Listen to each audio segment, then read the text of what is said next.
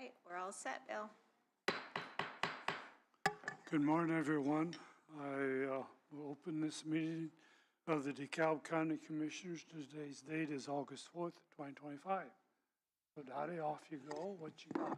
Off I go. Well, let's start with the handout that I gave each of you.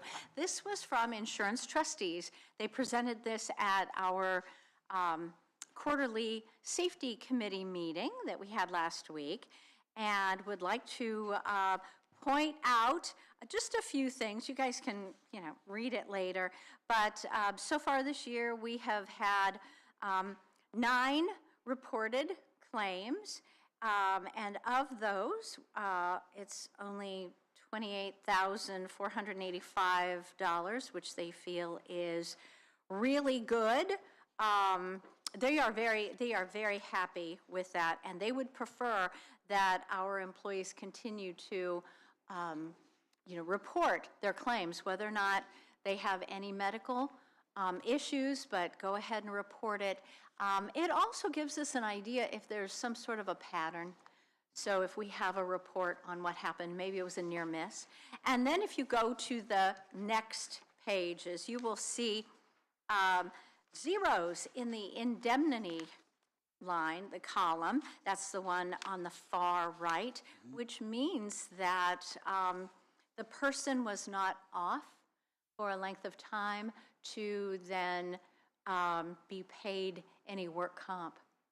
So we are doing very well that way, and I wanted to bring that to your attention and give you that report. Also to let you know that during our meeting, the health department, Alyssa Clark specifically, reported on the AED project. She had taken upon herself to inventory all of the AEDs that we have in all of the county buildings and vehicles. And it was determined that they would, due to the monetary situation that they may have with their health funds, that they went ahead and are replacing just all that they possibly can this year. And rather than, she had even created a spreadsheet of a replacement schedule, but things are so close that they just decided that they would go ahead and upgrade all of us. That way they are all on a schedule, and the health department is going to be taking care of those and checking them to make sure that the batteries are still working. And so that was a wonderful report. Then we had a report of a sidewalk that needed to be looked at because of some issues with cracking. And so Larry was tasked with doing a survey of all of the county's sidewalks. We think that if he had already taken a look at one over by the barns that we have at the corner of 7th Street and Union, and needs to be a replacement over there, and we recommended that he bring those. Then after he takes the survey, bring those to you for repairs, because, well, that's a small price to pay versus a claim that either an employee would have or a citizen would have of falling and tripping and whatever. So those are the main points from our safety committee meeting. Anybody need any further information? Morgan will be putting out the minutes sometime this week, so be looking for those. How many AEDs were there? Did she say a number? Did she? I don't remember her saying. I don't know that. Yeah, and the highway department never had one before. So, yeah. So, so we're getting there were at least one in every building. The 9th Street Annex actually has 2, because down in the basement, with the amount of meetings that are held after regular business hours, and the access to the AED on the one side, because as you know, the interior doors are locked, So individuals from the basement could not get through to the office area. So that's why there's one down in the basement. So, yeah, and then there are specific ones for the sheriff's office, the sheriff's office vehicles. And I think it was decided that the sheriff's office would be taking care of those. So, yeah, so I wish I could remember. And Alyssa was so good about, giving us the details, but right now, I've slept since then. Sorry. Anyway, but I'm sure we can find out, and then Morgan can put that, she'll have those, that in the notes. I think there's about 8. I think there's around 8 for the county buildings and then the vehicles. Yeah.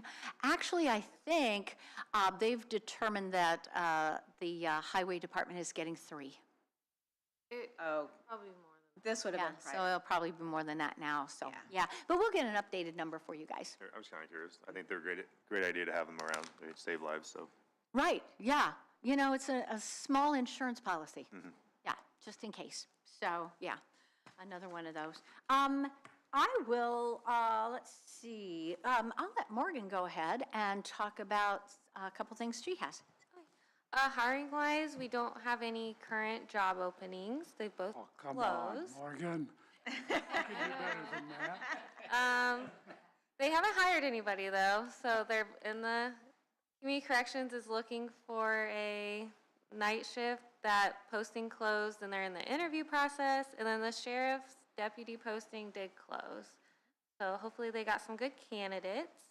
Good. The other thing is I have secured a date for our wellness event with Parkview for April 3rd. I was trying to move it so that we didn't land on spring break. It's usually get a few comments about people being out of town. So hopefully with the new date being a little bit later, it accommodates to more people. So to go along with that, we've secured the date. We can always cancel if we need to, but we wanted to plan ahead.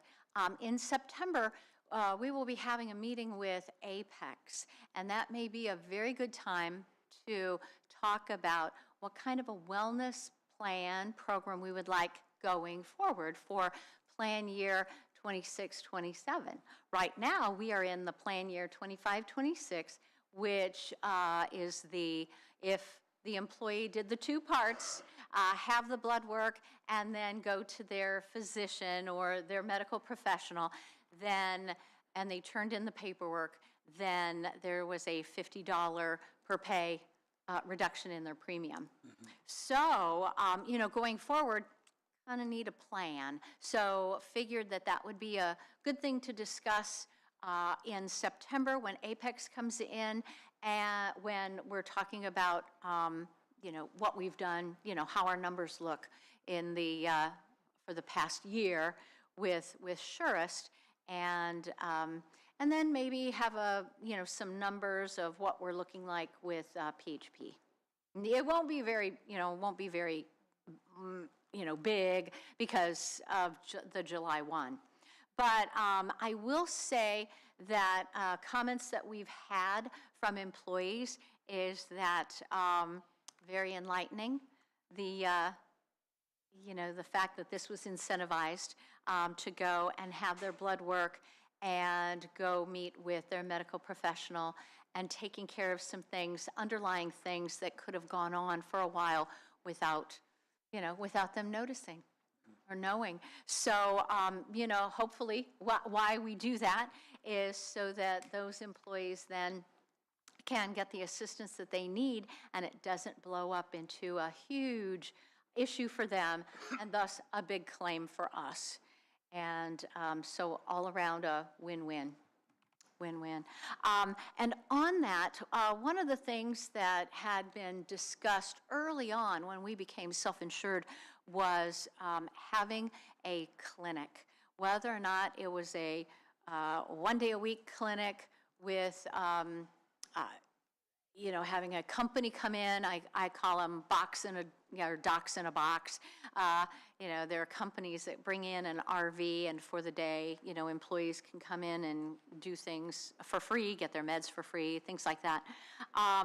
Or we had done a lot of legwork, putting together a clinic, sharing with DeKalb Central Schools.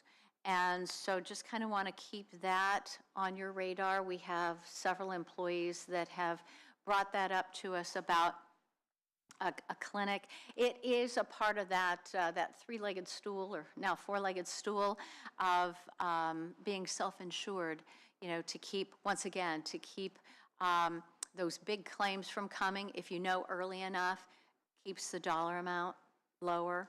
So anyway, something else that we might want to discuss then later on. DeKalb Central? DeKalb Central, yeah, we had all the numbers, we had everything. Yep.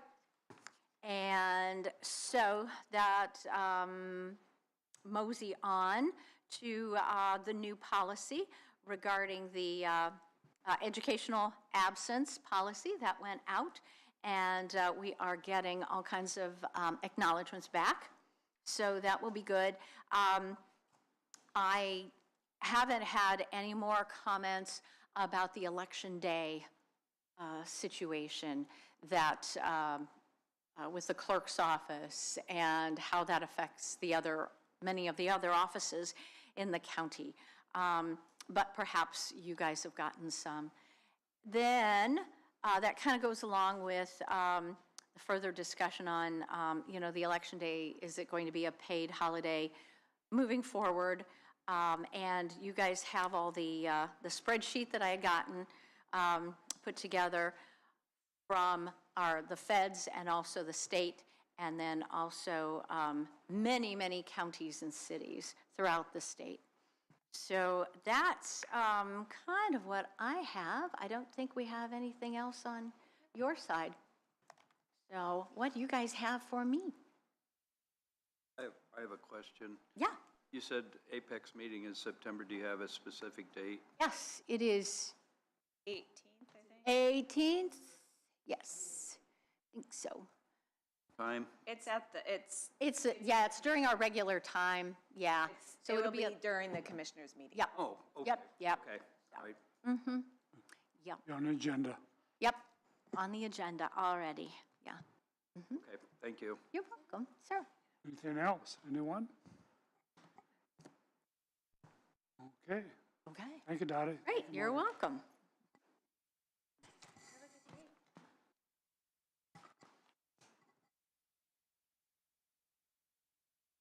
Okay, let's jump over and start down the discussion topics list. Let's start out with payroll. So move to accept payroll as presented. Second. Motion and second payroll. Any additional comments? All those in favor signify by saying aye. Aye. Aye, opposed. Payroll is approved. Claims. Any problems or questions about claims? I have a question. Sure. Claim number 000036, care of inmates for $24,960 at Allen County.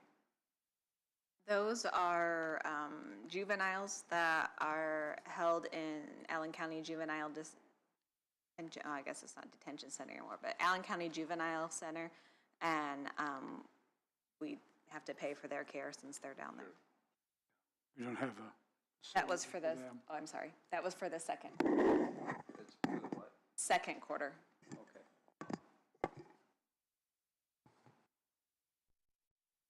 Okay. Okay. Any other questions on claims? I'll make a motion to accept claims. A second. I motion second to approve claims. Additional comments? All those in favor signify by saying aye. Aye. Aye. Opposed? Claims are approved. Thank you. You're welcome. Minutes. I'll make a motion to accept the minutes as presented. I was absent. I will second that motion then. In that case, additional comments or questions, Jim? All those in favor of approving minutes signify by saying aye. Aye. Aye, opposed, motion carries. If it could be noted that I was. Yep. Miscellaneous topics. County Road 23 appraisal. What's going on with that? appraisal, you know? That's with Metal Technologies in that land.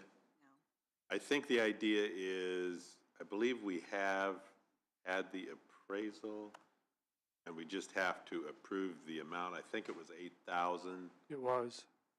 And so if you approve that,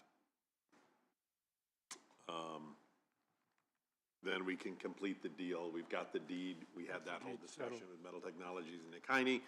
That's all been approved. The only thing left to approve, I believe, was the dollar amount for the strip of land.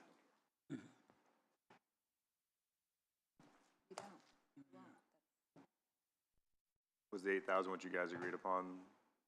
That's what the appraisal come in at. Okay. And Yeah, and Metal Technologies, I think, has already seen the appraisal and approved it. It was just, it had to be officially approved by the commissioners, which we hadn't done because we were moving back and forth on the deed language. yeah, the deed was the hiccup. Yep. So I entertain a motion to approve that or comments if, Would so move we approve as presented? I'll second.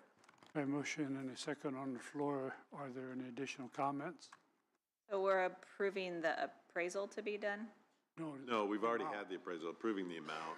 That we're gonna buy. Sale price, or So the we're purchase approving, price for the County Road 23. okay, strip but I of can't land just for say that that project. we're approving what am I approving? The deed was $8,000? Dollar amount that we're going to pay Metal Technologies, which is the appraisal of $8,000. Got it. Got it? Additional comments? Comments from the public? All those in favor signify by saying aye. Aye. Aye, opposed? That is approved. Thank you.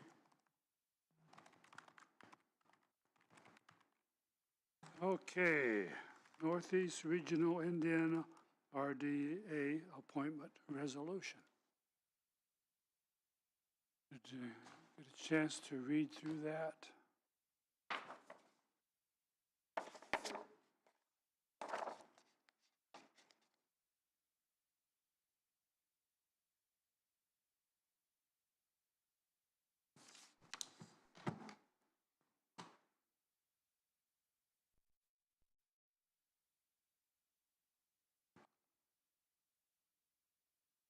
I think there were 5 members that were to be reappointed, is that right?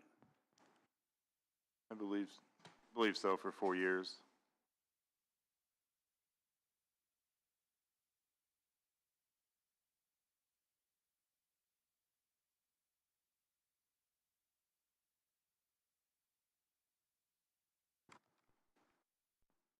Entertain a motion or comments? I'll make a motion to accept the ordinance as presented. Second that. We have a Resolution, motion. I guess.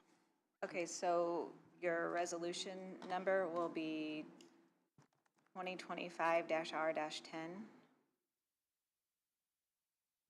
Make the motion to accept the Northeast Regional Indiana RDA Appointment Resolution 2025-R-10 as presented. Second. Have a second? Motion I had second on one the floor. question, if I could. Sure. My computer froze there for a moment. Okay, the only thing I saw that was any kind of a concern, because it's just a regular resolution of appointment, it also states that all prior decisions of the regional authority are approved. Just to make sure you guys you're approving all of their prior decisions, not that, I didn't know that you would even have to approve it or disapprove it, but there is a paragraph in there that said all prior decisions of the regional authority are approved by the commissioners when Bill signs it. So I'm just bringing that to your attention. You may be okay with that you're approving that, but I just didn't want that to pass under your radar without you seeing it. Guess I'll refer to you since you were around before the two of us, if there was any issues prior. No, not that I recall. Not that Yeah, I don't recall any issues in the last couple of years that come up, because this is the regional one. This is not Right, anyone right. within the county. The whole area. I just wanted to let you guys know that. I mean, Yeah, appreciate it. I'm okay with it, but yeah. I did have a question, Andrew. Yes. And it refers to the county councils more than once. So let me see if I can pull this up. Like the second paragraph,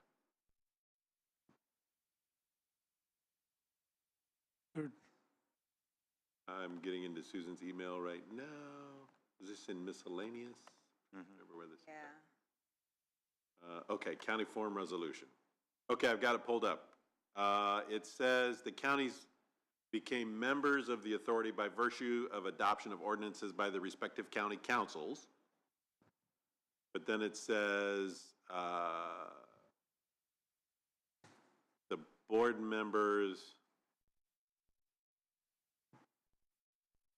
it looks like the county council had to approve the county being a part of it, but, We appoint the members. but you appoint the members is how I read that, but I understand what you're saying, that it does mention the council a lot in here. Yeah.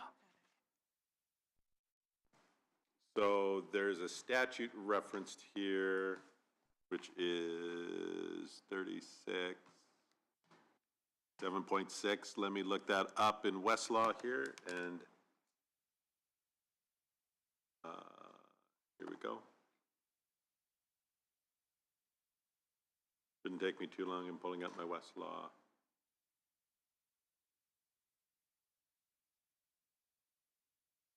There we go.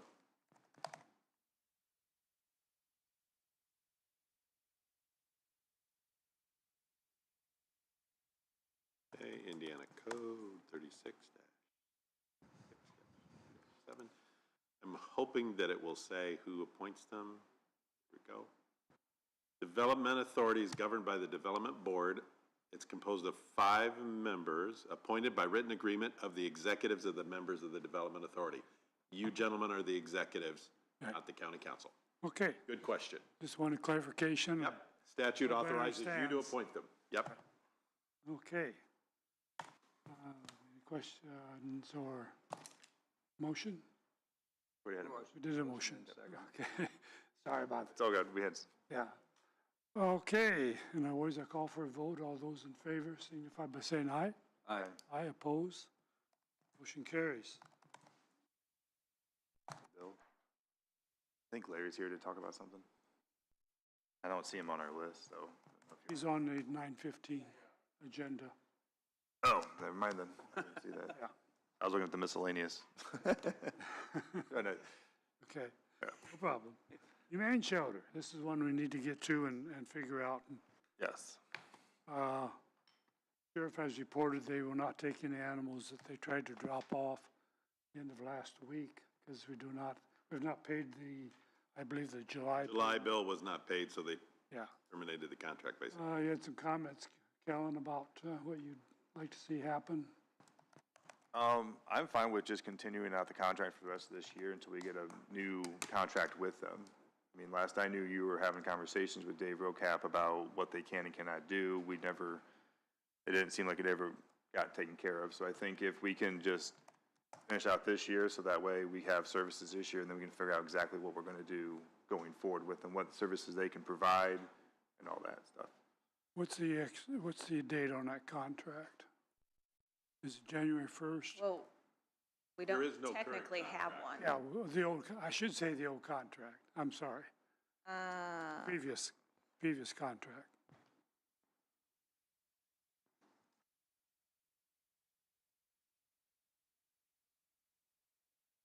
I don't remember. I have to find it. I'll see if I can find it too.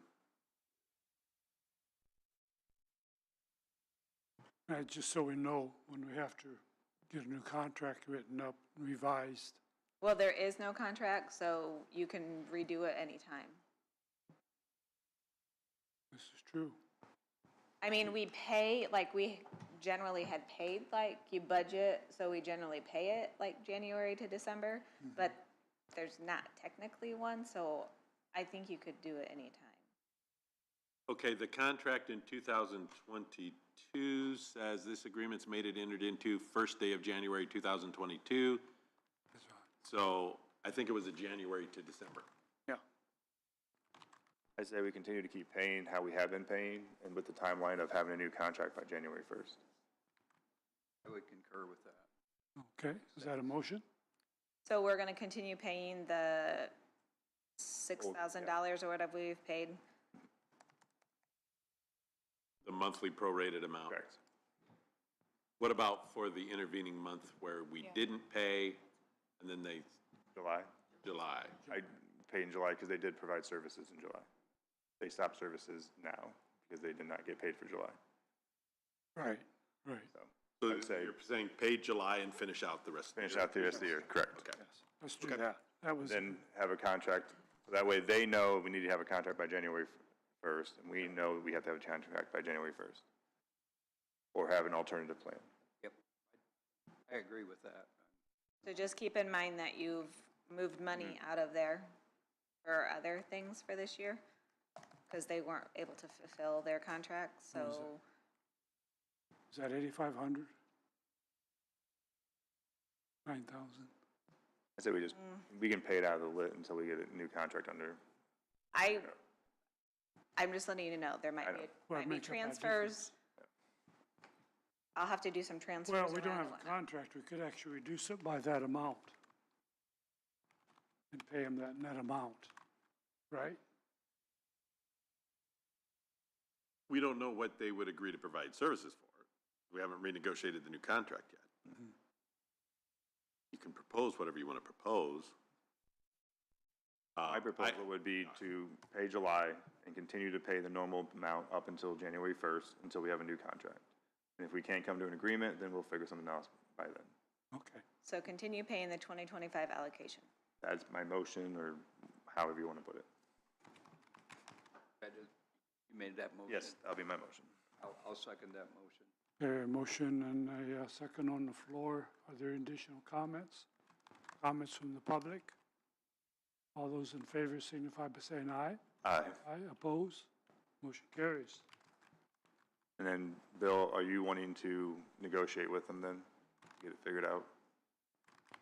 I think only one of us should be talking to them. I don't want to have too many hands in the cookie jar, so either you or Jim can, whoever wants to take care of it, so. You do it, Jim? Got it, Jim? Okay. Just so we clear, so then that way when Dave or anybody asks what's going on, I can just point them to the right person, so that way there's not miscommunication and confusion going on. Thank you, Jim. Okay. I thought Sheila might be here by now. She's not, I see. Let's touch on this Nathan Liddell lawsuit settlement options. Yes. So, basically, there's this Liddell lawsuit against several police officers. As you gentlemen probably realize,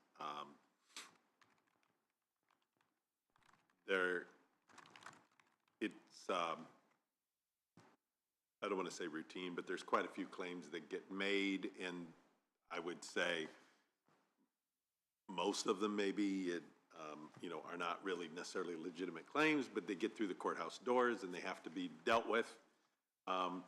The federal court judges, and most of these are in federal court, the federal court judges are able to weed some of the cases out that have like no merits at all, or where we're protected by some rule of law that allows the jail or the sheriff's office to make certain rules. They have to have rules for safety. They have to have rules for keeping a jail running. And so they can't really be sued for having a regular routine rule that's in place. For this case, the insurance company is recommending that we authorize them to settle for up to $25,000. For every case, the county has an exposure of approximately $25,000 for every case. Anyway, we have to pay our attorney up to $25,000 of attorney fees. It's not me, it's whoever the insurance company hires. So to offer to settle for $25,000, that's going to be our exposure potentially for these claims unless they get dismissed. Even if it settles for $25,000, the insurance company will have to pay a little bit more because attorney fees are part of that, and so it'll be 25 plus whatever the attorney charges. The attorney and the insurance company are asking for our approval I can't really give that because obviously I'm not the county commissioners. I can give my recommendation. My recommendation is to go ahead and approve that. The insurance company under the liability insurance contracts, basically they control the settlement to some extent because it's their pocketbooks on the line. Because if we don't settle, they could be exposed to whatever, 100,000, 200,000 or whatever of damages at trial. So if, you know, if they're recommending settlement or authorizing settlement, then we should probably do that. But it's ultimately, it's your decision. What's your preference, gentlemen? Personally, I understand the situation, but I really don't like paying for something that probably we're not at fault. Yep. Yep. It just bothers me that, you know, obviously when an insurance company pays out money for whatever reason, ultimately the county's going to get a bigger bill because the insurance company is going to try to make money. And the way they make money is to charge larger fees, and ultimately the taxpayer ends up paying more because it costs the county more. I understand it completely, but it also incentivizes frivolous claims to some exactly, extent. exactly. Yeah. One person sees it, and then the next one says, "Well, hey, wow, I can use 25 grand. Let me try that." Right. Which I'm hoping the federal judges are using a lot of discretion and throwing out these type of cases. And they are. I've actually seen the federal judges seem to be doing a good job. If they legitimately think there's no claim, they're willing to dismiss them, which is good. Mm-hmm. Yeah. Yeah. We've seen with other claims. I agree with you, Jim. I don't like the idea of paying for it, but we're the stewards of the county financial money, and financially this makes sense to do versus not. I mean, And the insurance company ultimately they have a lot more control if the claim goes over our $25,000 deductible. You know, but they still, because we're buying the insurance policy, we're to some extent subject to their control here a little bit. Because it's their neck on the line. yeah, too. we're paying 25,000 one way or the other, either through the deductible or through the settlement. So Yeah.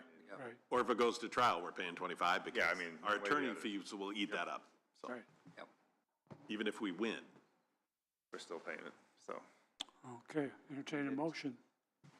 It seems the logical is to take the lesser of all evils, but it still bothers me. Still hard to swallow. Yes, It I is. agree with you. I agree with you. I would make a motion that we accept the insurance policy as presented. That work? Their recommendation to settle for up to 25. Yeah. I'll second. A motion and a second on the floor. Additional comments? Comments from the public? All those in favor signify by saying aye. Aye. Aye, opposed? Motion carries. Thank you, gentlemen. Okay, Sheila, you are up and on board, and All right, good morning, everybody. Morning. Morning. So, we, as you guys recall, put out, that we were taking bids for the next cyclical reassessment. Those did come in. You weren't here, Jim, but, they were opened, and then I took it back down so that I could go over these contracts and all of that. So, I have done that, and, I'm going with the recommendation of Nexus Group. When I was comparing those contracts, first of all, Tyler Technologies did not meet the bid specs. There were going to be overages, and I don't like those surprises. I want to know what is this going to cost? And they did not offer unlimited appeal support, either by my local guy that's here, nor through attorneys, the legal. They did not offer that. They did not offer the data entry, which Nexus Group currently does. So those are a couple of the things that they did not meet the bid specs. I see. Questions, comments? The only comment is that we talked on Friday for a good hour about everything, and I feel very comfortable going with Nexus Group. We had a nice conversation about it. I didn't like the idea that there is, Nexus Group has it in one package. It's all one price. We all know what it's going to be. We don't have overages or add-ons or anything like that, so.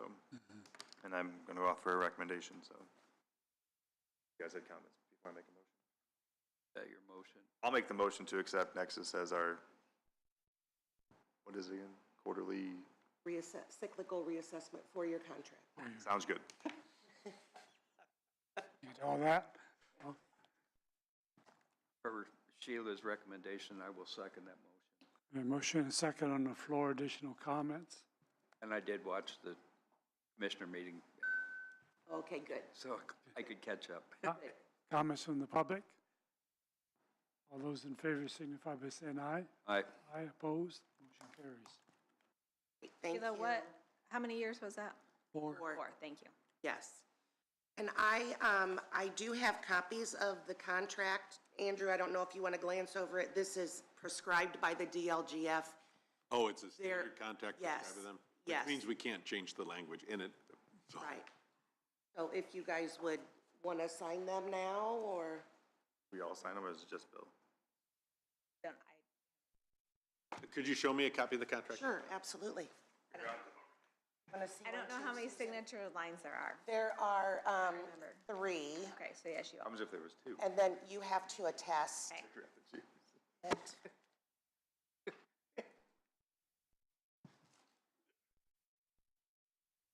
We just need to have one copy signed, or to, Right.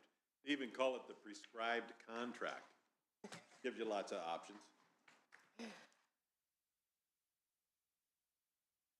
Yes, they have jurisdiction over that contract for sure. Well, I guess it makes it uniform throughout the state. Right. Did we vote? If you want, do they only need to do one and we can just make copies, or do you want them to sign all 3? Yeah, they just need to sign one. Just one then.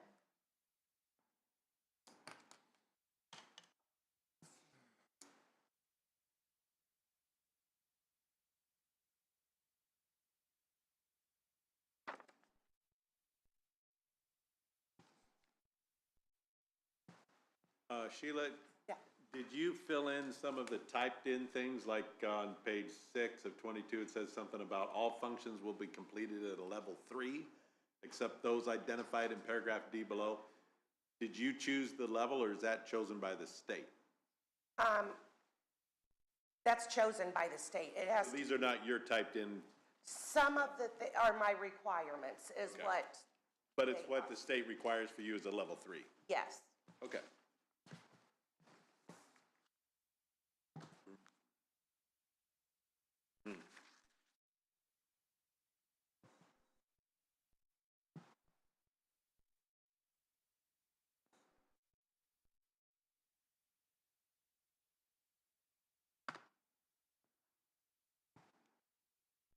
Okay, do you want the original and scan it to us, or do you want us to scan to you? Do you need to have the original or no? Then how about I take it and then I scan it to you? Okay.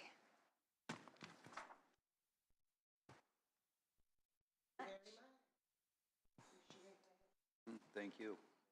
All right? no more on camera for you. All right.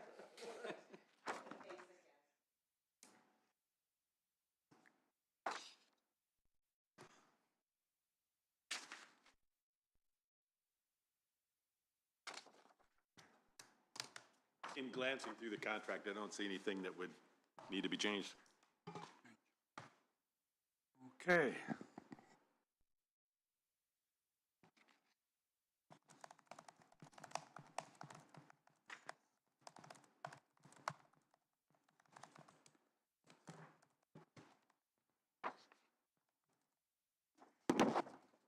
Mr. Lane, let's Let's have you up here and grab a seat.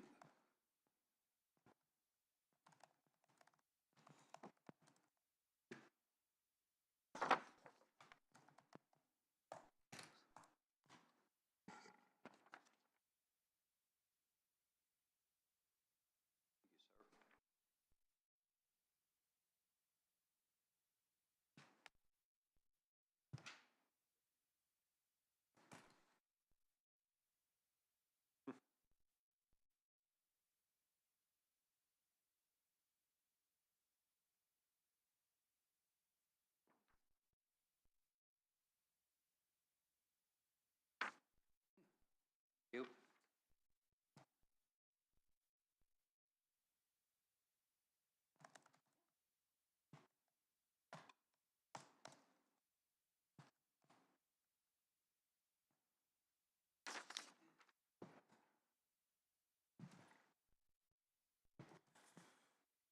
So the first one is for the HR department. Yeah. It's on. We are taking out Dottie's desk and replacing it with one of them from clerk's office. And then Morgan is getting a new desk as well. And my thought is, while we're taking everything out, the carpet's junk over there. We should just go ahead and replace the carpet. And that wood floor that's in Dottie's office, take it out and put carpet in. Okay. You'd have to take that out or go over it. Take it out, Take it out. yeah. I think it would be better just to get rid of that, what is it, wood? I'm not sure what it is Yeah. over there. It's old. So, right, probably original. Since we're taking all the desk out, it'd be a good time to do this, and the walls were painted, I think 2 years ago. So it just would freshen up the whole office. And that's the office that everybody goes to when they need something. What do you think, commissioners?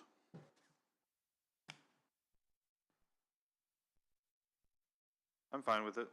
I do like the idea that you're bringing some quotes to us. I also like the idea that I'm fine with it now, but I think when we get the space study done and get an idea what we're going to do with the future, that will kind of help with these decisions going forward. Yeah.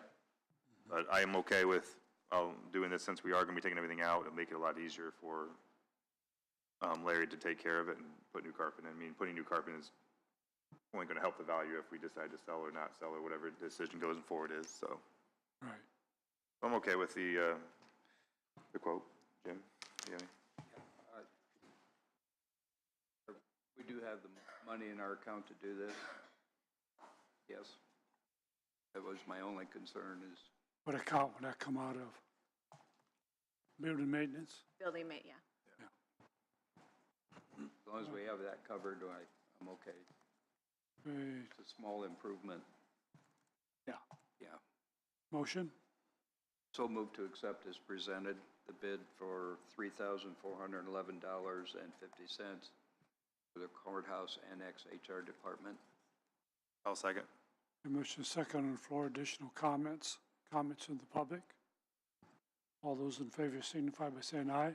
Aye. Aye, opposed? Motion carries. The second one is, Bill had come to me and said something to me about the Superior Court 1, the ceiling in there. We had a water problem and it leaked and it came down. Some of the plaster had come down. Leak's been fixed. They came in and checked it, no moisture there.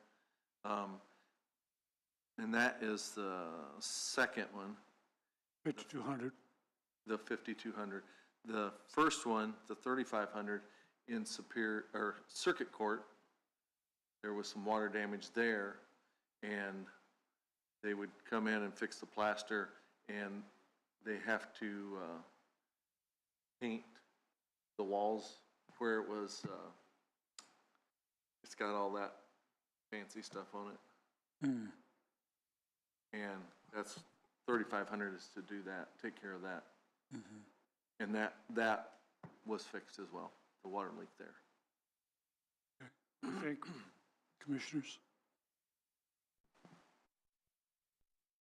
I would make a motion to approve as presented for the Circuit Court Room, 3,500, and Superior Court 1 office at 5,200 as presented.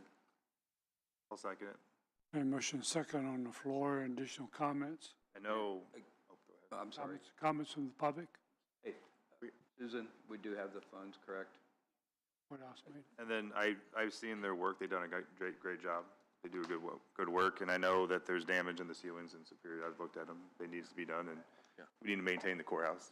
Has anyone talked to Judge Grimm and Judge Squiller just to confirm they know this is going on? Yes. I would not want the judges to be surprised, even though it's a good thing, their courtroom. The we one want them says to know about they it. would only be done on, work on Fridays. Yeah. When they're closed, yeah. Only work on Friday. And that's their, I presume. Fridays is their off day. Yeah. When they just do paperwork, or mainly paperwork. Yeah. And I would schedule it with them. Yep, very good, very good. Anything else on that? Have you gotten an overall plan for the courthouse yet? Are you working on that yet? So, okay. What was that? I was just asking if you had the overall maintenance plan for the courthouse that he's been working on, how that's going. No. Okay, need a vote? All those in favor signify by saying aye. Aye. Aye opposed, motion carries. Thank you, Larry. Yep. Thank you, sir. You're welcome. You was I you do was have- referring to the maintenance position or the plan? The plan. The plan. For Larry to kind of do an overall plan of the courthouse and kind of work through and all that. What needs done as far as taking care of the offices, painting and stuff like that. We gave him a budget for next year of what, and he could just use those funds to keep the courthouse up to date. The- Yeah, it's on him. I was just asking him Okay. how he was coming along with that, that's all. The benches. The benches, Yes, yes. have we come up with a decision on what we're gonna do with those? I have a lady that's wanting to do one, and she's been asking me what it's gonna cost, and You can go over it now if you want. Let's do it. Okay. Comments? 'Cause Jim wasn't here last Yeah. meeting. This was passed table at the last meeting at Callan's request. So now let's clean it up and get it out of our hair.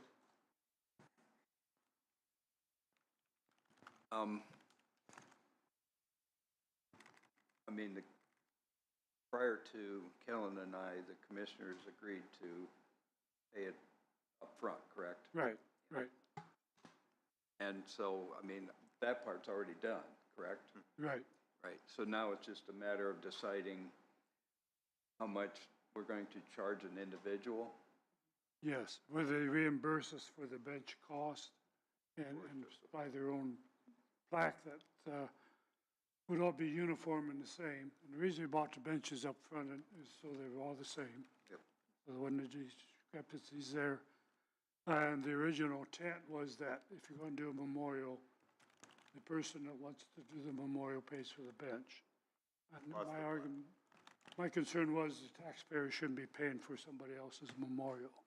Well, So and it's less than, what, about $600 for the benches, for the bench. And so that's kind of where we're at on that.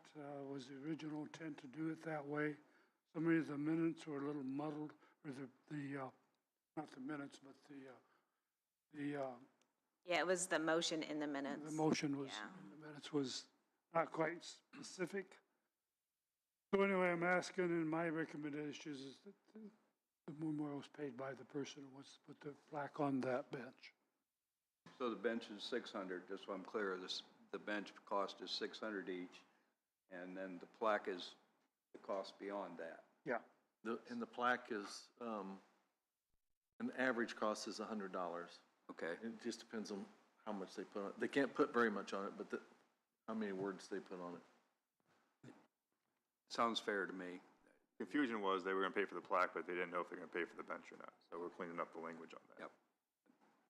So I had sent the actual invoice of the benches. So if you take the total invoice, that includes 0 tax, but it has the shipping and handling, that would be $545.75 per bench. That's 525, 545 full 45, and 75 cents. 75. I would make a motion that we, can't say sell, You would say there, have a donation, a required donation amount. a required donation amount, minimum of $545.75 per individual bench, plus the cost of the plaque. Does that work? Yes, although they wouldn't pay us for the plaque, is the only thing I'll make clear. They would order that plaque from the company that Larry has contacted, and so they'd pay for the plaque themselves to that company. And they'd bring it back to me and I would install it. We'll apply it at no cost, of course. Well, do we want that part removed then? Well, you could say that they have to pay the $545.75 for the bench, plus they have to provide an approved plaque from the approved company at their cost, something like that. Okay, so I amend my motion to what Andrew said. Give me 1 second and Sure, I we'll read it understand. here. This is very clear. My apology, You're fine. No, nothing to apologize for. but we want it done right. Right. Just a little awkward to word it. Yeah, we definitely don't want any more confusion. We're confused enough. We already got confused enough the first time on it. I'll second, once you get it figured out, Susan. Okay, we have a motion and a second.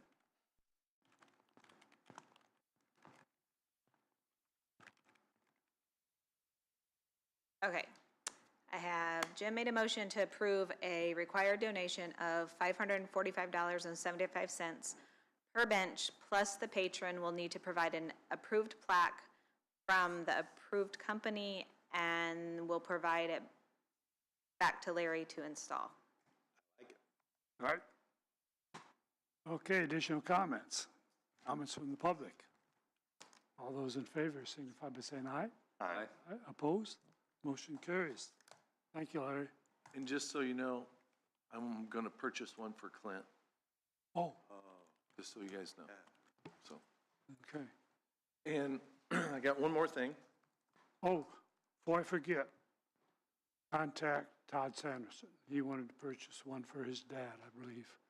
Okay, If you would do that? yep. Okay. So out at Sunny Meadows, I talked to Kellen about this.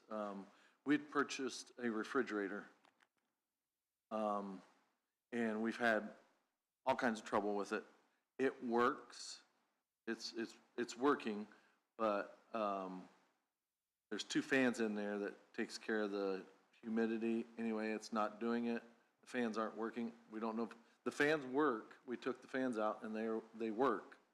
But it must be in the control board or something in this. Anyway, it drips water. So I've been dealing with Home Depot. They are willing to take it back and give us our money back, or we can buy another refrigerator.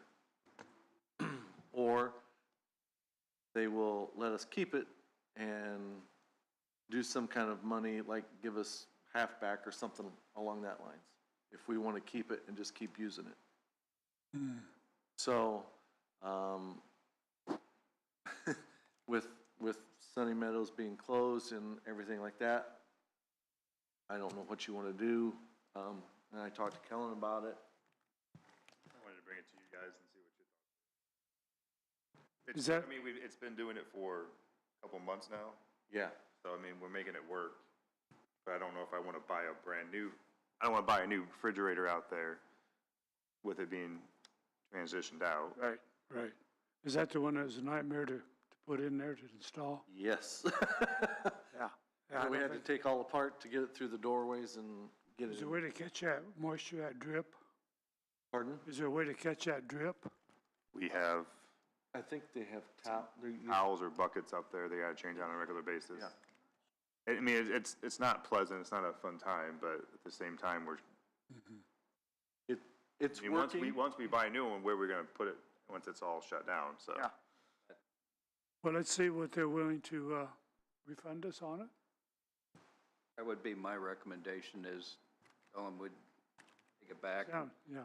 refund us the money. The only question I would have is, do they have enough refrigeration capacity? If No. no, So we'd either have to take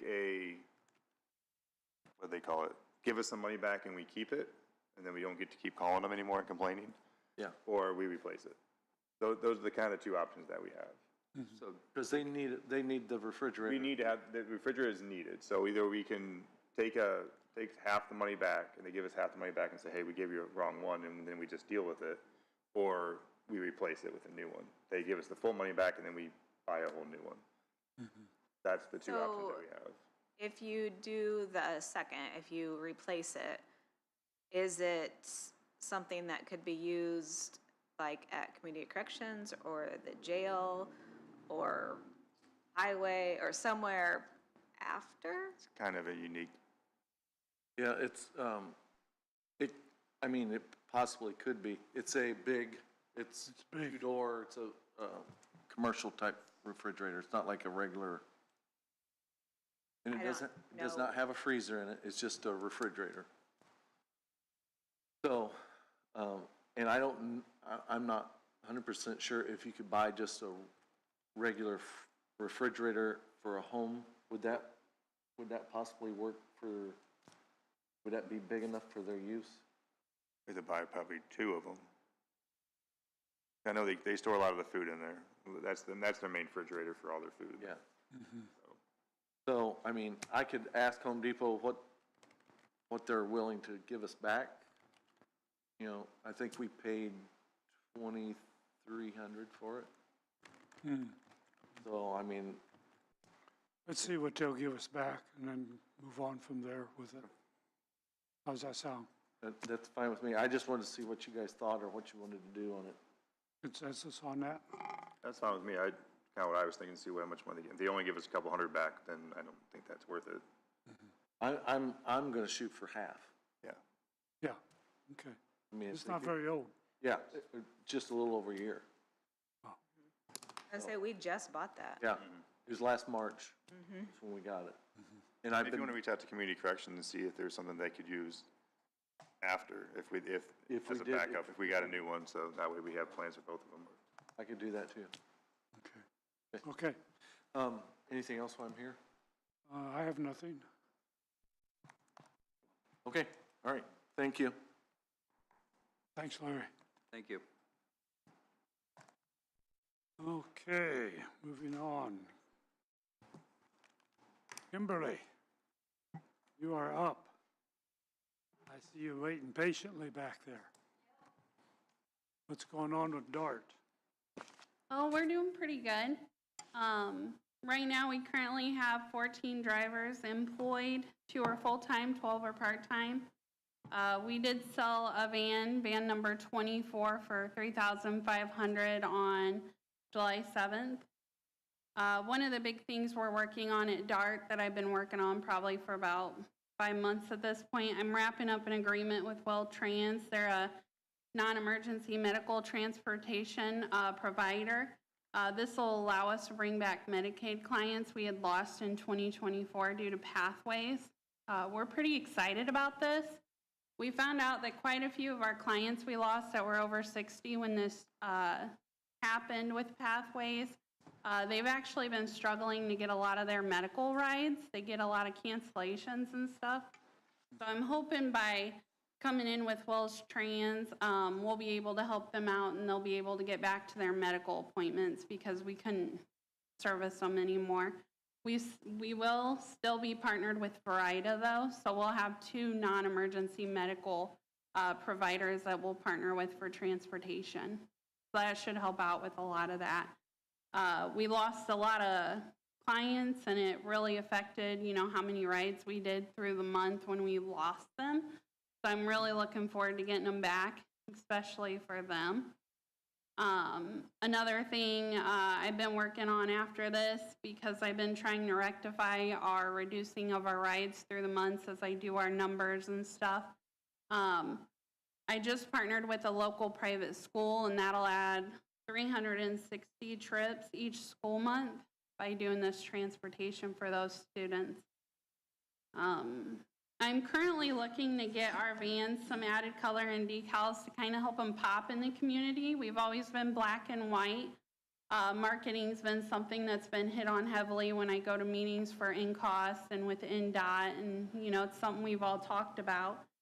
And when I was sitting there trying to figure out the color I'd want to use, I kind of kept coming to more of an auburn color. I kept coming to the maroon. Because of our pass-through agreement, the location of our facility, I just felt like this would be more fitting for us to add to our black and white, and I just wanted to get your guys' thoughts on this by doing this color. I did update our brochures because I had to for our 5311, but it's also got the color added to it as well. So I kind of wanted to get your guys' input before I moved forward on this, because I'm working on a grant to see about getting these decals done. And I just wanted to fill you guys out for having a similar color scheme as you guys for your public vehicles. What do you think? May we see the flyer, please? Yes. Yep, I brought one for each of you. And then these aren't official, because I was waiting to talk to you guys before I actually ordered them. Thank you. You're welcome. Thank you.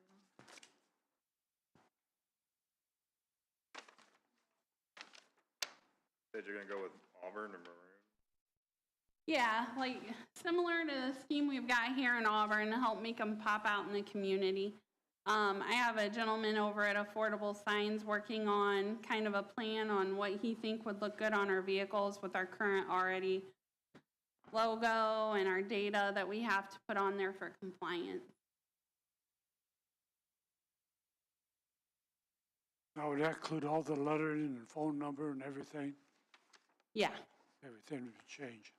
Yep, everything will stay the same on our vans except just looking to add some color to liven them up on the road. So will the lettering stay the black? Yes. Yeah. So the letterings would be black. They would just add some color to make it pop.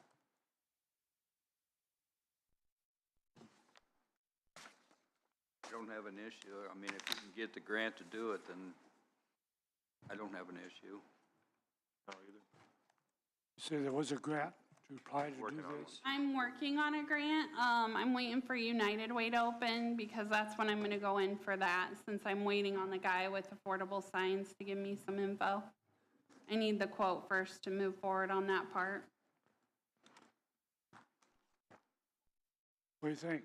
Go ahead with the quote? Get the quote on it? Yeah, I mean, as long as you get a grant to pay for it, I don't have a problem with it. Okay. Grant to pay for it. Okay.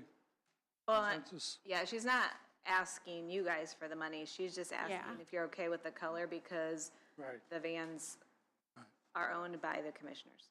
Sure. Yeah, no, that's fine. I have no Okay. problem making it pop for Susan. Cool. Good. My brochures are done. Something I didn't have on this agenda that recently came our way in DART is we had a safety recall on 3 of our vans. When we got the recalls, we also got notice from NDOT that those 3 vans are no longer allowed to be operational as revenue because the safety recall affects the front driver and passenger airbags. So right now we had to set 3 of our fleet vehicles until further notice.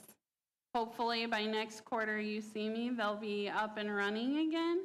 Last I heard, they're in litigation and going back and forth with Chrysler on who's responsible, and So a lot of other counties felt this as well. I know Steuben and LaGrange, they both lost 4 of their fleet vehicles. They're sitting in their shops right now, and we ended up with 3 of ours. So it's really kind of limited us because when we have to do vehicle maintenance, it's a lot harder to put a vehicle in the shop. And if we have a vehicle go down, it's just really kind of impacted us on our routes and our current day-to-day operations.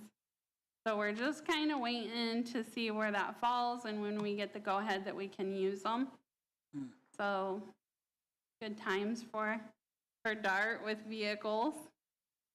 Other than that, going into our quarterly invoice for second quarter, just needing to get that signed.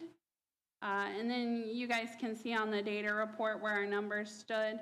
We're doing fairly average. Again, my goal was to get our rides up.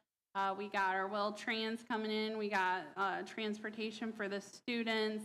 And right now we're just trying to make sure we keep those routes going and the rides going with the loss of our 3 vehicles. So other than that, that's all I got for you guys today. Questions, comments?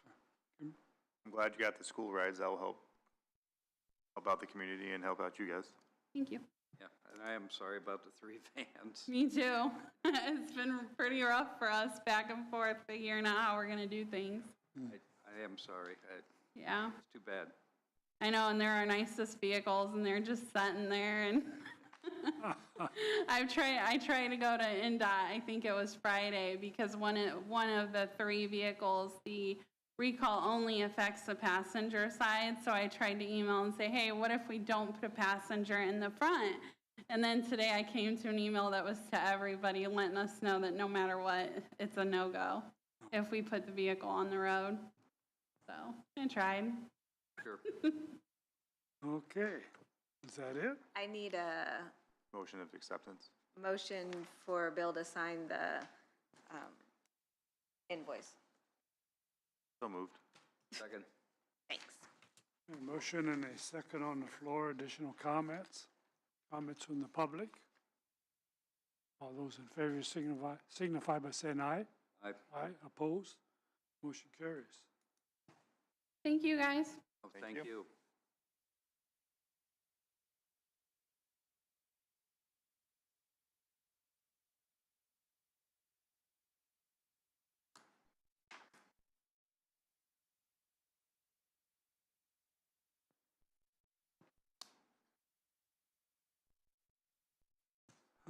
Okay. Signatures here.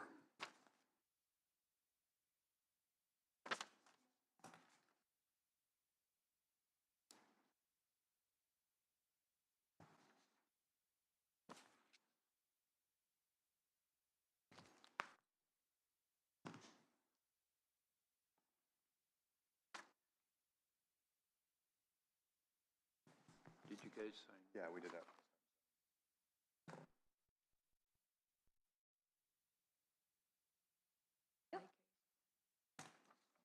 All right, moving on.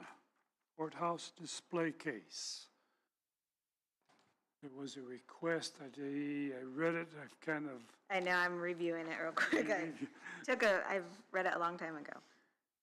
I think our Okay. historian wanted to. Yes, she's requesting permission to remove the Indiana bicentennial items and replace them with America 250th displays featuring artifacts from our local Daughters of American Revolution, John Holton chapter.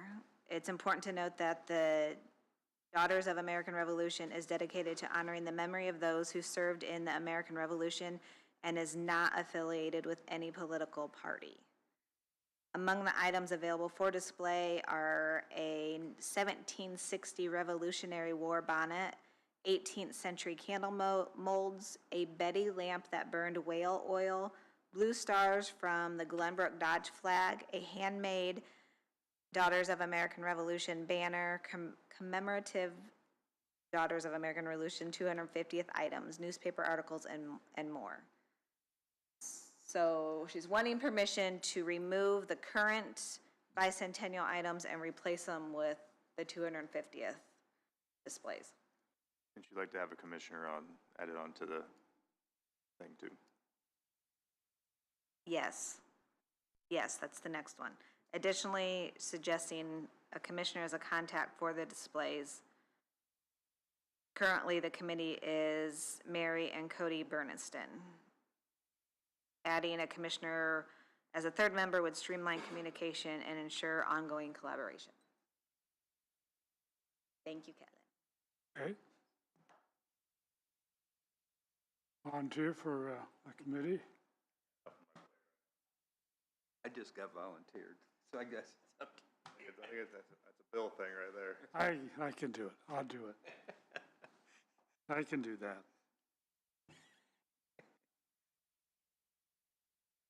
Okay, we need a motion for both subjects, or one for each, or probably one Do each they need a motion for, display Bill would be on it case. now.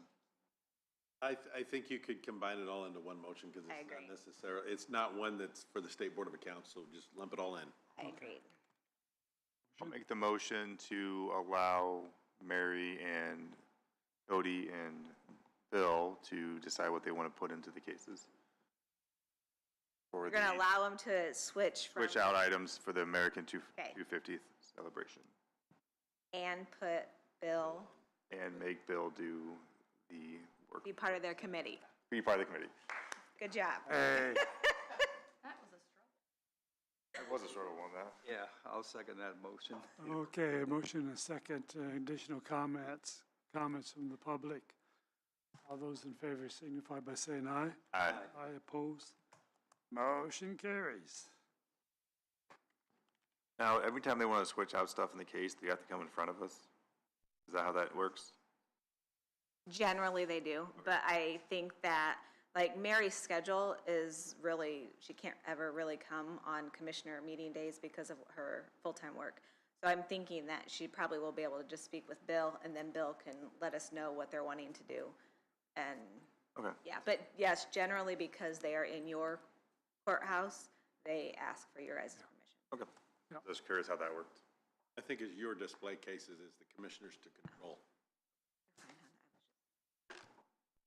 Okay. Moving on to the holiday schedule.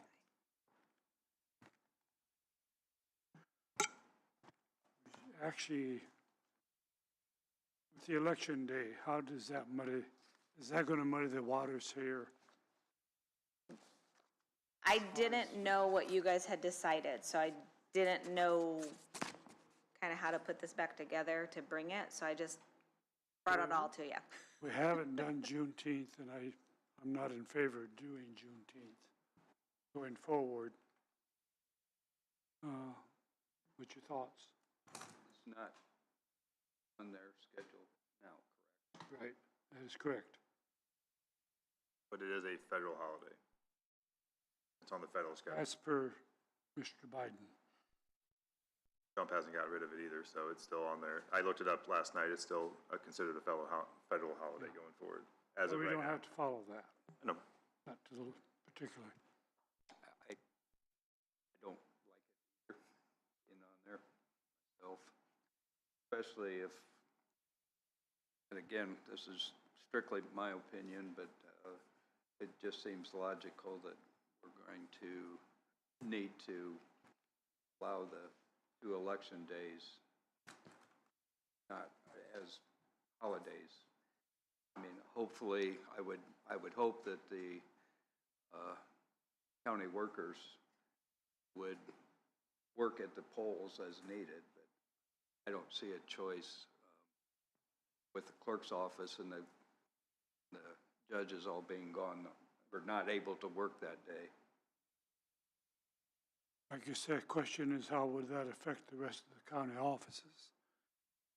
As far as if the clerk's office is closed and the rest of the offices were functioning. Some of them won't be affected at all, and some probably will. I mean, that's what it comes down to. Like, the highway department won't be And affected. as by I it. say, any of the other departments that deal with judicial, so probation, public defender, all the courts, prosecutor, possibly community corrections, I'm not sure on that part. They wouldn't be able to do The jail? any of their stuff. Yeah, the jail. They wouldn't be able to do that. I don't know how to explain it, because I don't know all their jobs. Like, I mean, the courts wouldn't be able to do anything, basically. It would be, And the others wouldn't be able to do, some aspects of their work, but There's other aspects they could do too, but you again, they could either plan ahead or figure and do it the day after if it's not, something has to be done on that particular day. a question just came up in my mind. So there's a requirement for, if someone's arrested, I think it's within 24, 48 hours, something like that, with the exception of weekends, they have to be brought in front of a judge. So election day is in the middle of the week. So is that going to interfere with, if we only have the courts closed, for example, but not the county? I don't know if there's a difference there in how that 48 hours is calculated, if that makes sense. Like what the statutory 48-hour requirement is. Does that sort of make sense? Like the courthouse isn't closed, county's not closed down, but the courts are closed, so that might reduce the amount of time they have to get prisoners in for bail hearings. Just a thought. I don't know. I don't do criminal law anymore. It's not particularly in our court our ballpark to determine that or figure that out, I don't believe. I mean, that's between the court and the clerk. I think the question is whether you guys are gonna let us have the election day off like we used to have it off. I think is what it comes down to.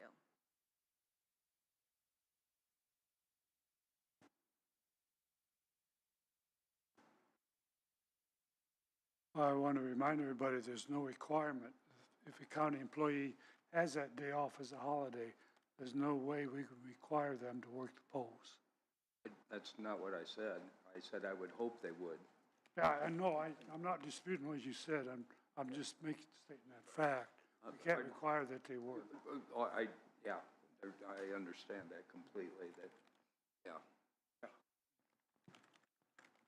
So I don't know if that's an advantage or not, as far as, I can say as a person that previously worked the polls, there are a lot of other offices that there are individuals that help the clerk's office or that they become poll workers or whatnot from other offices. Not that matters, but there are other county employees that in the past did help the clerk. Whether they still do or not, I don't know, but they did. what do you think? Up to you fellas, motion or not? Should we take Juneteenth out, put election in? We'll add one more day, one more holiday to the overall schedule, taking us to 14.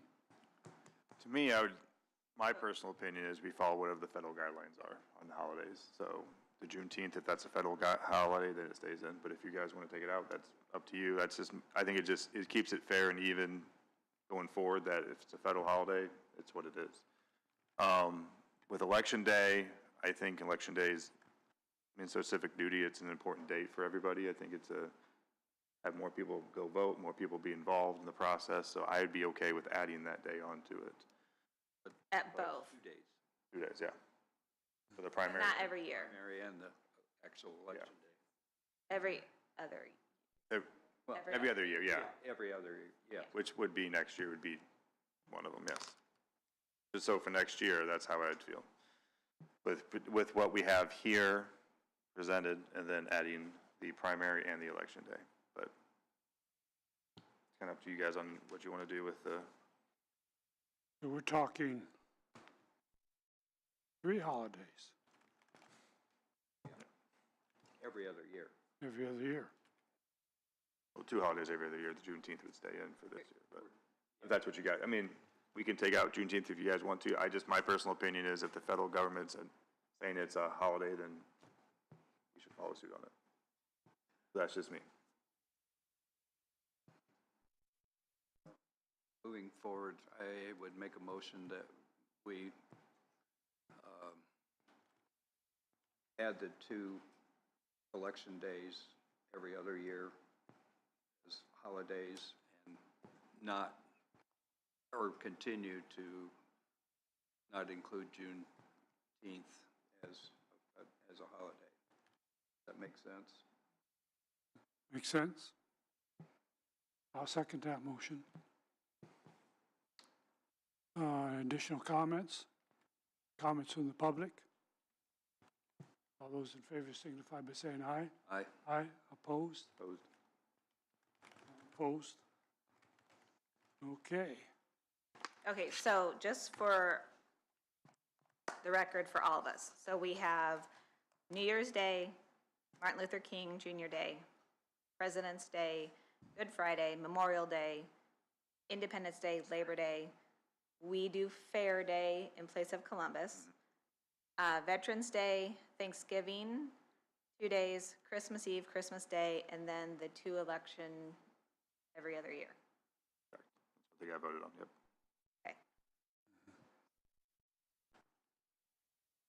Okay. Okay. All clear? Done deal. All right. Courthouse benches we've done. Woodlands and lakes. I wasn't sure if anybody was able to get a hold of or look into it more. I had emailed the gentleman that sent this to me, and I don't know if I printed it out. Yoder? I don't think I did. But anyways, I had sent you his response on what their budget is and what the what the money would be used for or go towards, just to help clarify.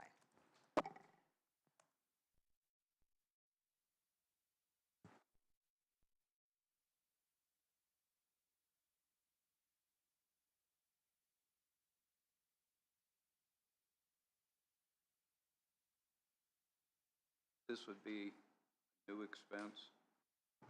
Yes. So we have not, I don't know if I want to say donated or contributed. We had not contributed to this since 2022. Then a gentleman came in with Soil and Water when they did budget presentations for council and asked if I had received this invoice. And I said, no, I don't think that I had, but I didn't know that we were part of it. So anyways, that gentleman had Mr. Yoder send this to me. I said, well, bring it to the commissioners. I said, but we haven't been a part of this since 22. And he said, I understand, I was told to send this to you. Okay. So then I brought it to you guys, and we were trying to clarify more information on what it was. I don't really understand what it does, so I'm not of any help in that matter, but that's why it's here. I hasn't been able to reach out to anybody. I would like to talk to Mike and figure out actually, I mean, I see it says contracting services and operations, but what benefit does it bring to the county, I guess, is my question. So I would like to give some more time for me to reach out to Mike Yoder and have a conversation with him. I can bring it back to you what it actually does, unless you know, Jim. I mean, No, I don't. Okay. I was gone, so You might no, talk, we to, just, I've not had the you time. might talk to Jeff Conrad also. you have, and I'll get the number from him for you if you have his number later, to kind of just get an idea of what they actually provide and service-wise for it before we give the money to them. It's a conservation program that guarantees that those properties will stay in the agricultural production.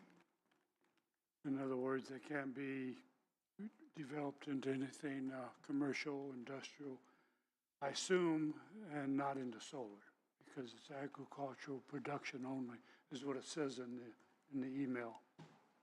So I think that's something to take into consideration. Is that worth our participation or not? I'd like to just have some more time. Yeah. And reach out and maybe have a conversation next meeting. Let's table it. You guys can reach out to him too. And Yeah, let's table it for now. Yeah, that's fine. Space study contract. Do we need to make a motion to table it? No, I just put a note that Kellen's gonna look into it and we'll report back. Okay. Thank you.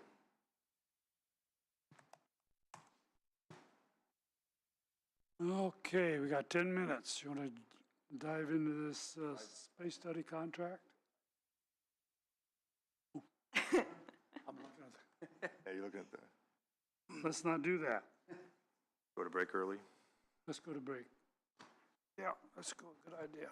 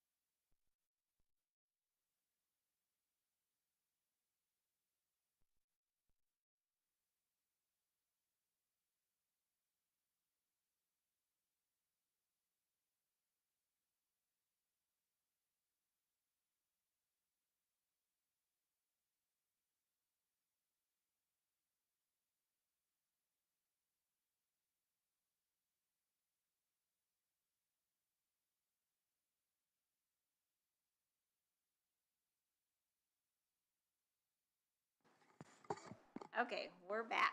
Okay, we're back in business. Moving on. Mr. Parker, Morning. morning. Got just a couple of things for you guys.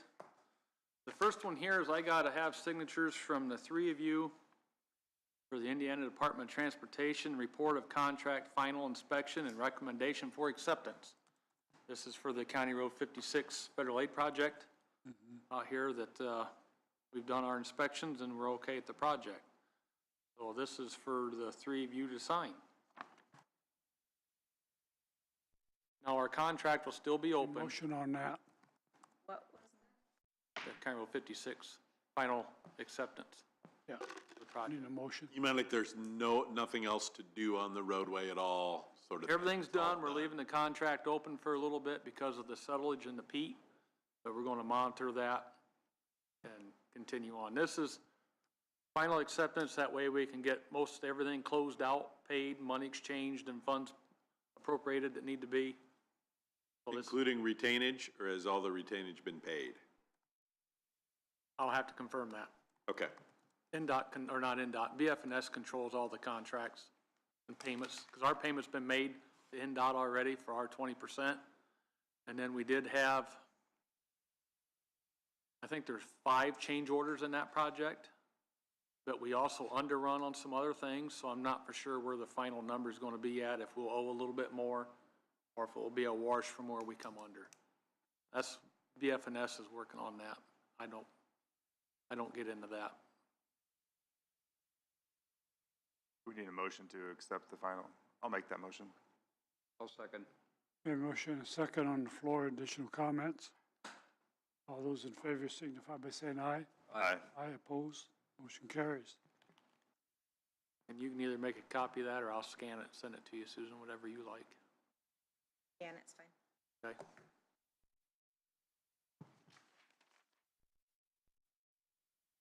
Okay, what else, Ben? Last thing I got is, I've spoke to you guys briefly a few times about projects for this year. We're running short on funds to do what all we had planned to do, just due to maintenance, freeze and thaw, and a lot going out this early in the year. So we've cut out some chip and seal. I cut out a paving project of Daisy Lane over here we was gonna do. Finish out our chip seal, we could have an additional 200,000 if you guys can spare it. We can finish out what we originally had planned. That does not include paving Daisy Lane. If we wanted to do that, there'd be a little bit more cost entailed with that. Or we'll just stop where we're at with the current funds we have and wait till next season. So I was told to bring it up to you guys if we just gonna run short and had time to complete, and looks like we will. We've got all August we can seal yet. Otherwise, we'll be pretty well wrapped up this week. And they normally seal until September.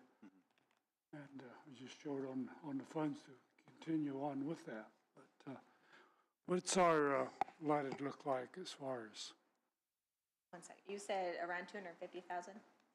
200 would finish chip seal, and then I don't remember, I just thought about Daisy Lane on my way up here, and I don't That's remember. Okay. I'm thinking it was around 30 grand materials for us. You have plenty in your lighted. I mean, even if we, like, I can move stuff around. Yeah, I'm concerned, my concern would be with the overall balance at the end of the year. You're okay. Make sure we fulfill our obligations, have a little carryover for cushion for next year. What do you think? Well, as long as we have the funds, that would be my only concern, is to make sure that we're still within our budget. Well, it's the thing, it's beyond our budget, actually. Well, I know I meant Yeah. overall. Overall, what we have Yeah, in the account. overall. And I understand moving from one place to another, part of doing business. John? from one account to the other. Yeah, I'm fine with it myself. I'm fine with it. I think we're under on some other parts of the budget, so I'm okay with it. Motion?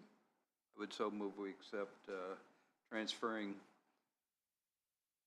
200,000 from the, or to the highway fund from whatever fund you decide. So you want to do a motion to allow Ben to spend up to 200,000 additional more from lighted for chip and seal? And then Basically. I will make the accounts work how we need to work. I'll second that. A motion second on the floor. Additional comments? Comments from the public? One, Susan, can you at least let me know, and I assume let the other two know, what line item you took or that you transferred that money from? I just would be curious. Yeah, I probably won't do the transfer until we get closer to the end of the year. Oh. Because right now, the highway operations account within lighted isn't negative, so we'll just keep continuing paying bills, and then once we get towards the end of the year, if a transfer needs done, then I would do a transfer then. Okay, So, thank you. yep. Additional comments from the public? All those in favor signify by saying aye. Aye. Aye, opposed? Got your 200. Okay.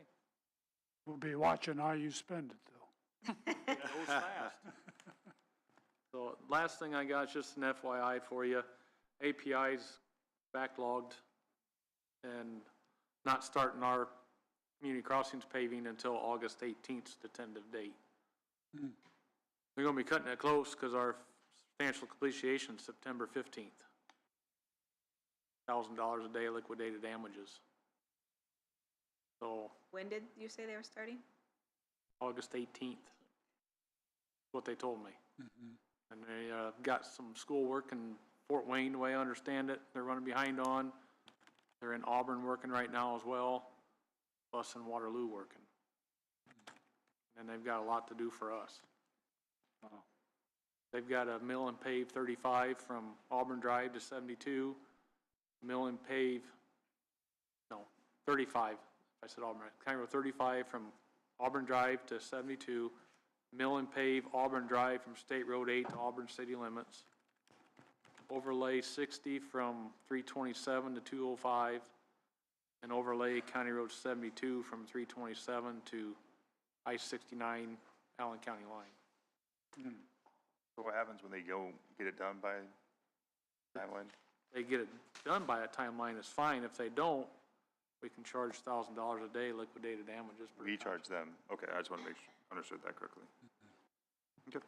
And when the bid was out, back the first year, they wrote a letter or sent a request to us to reevaluate our completion times. It was August 31st.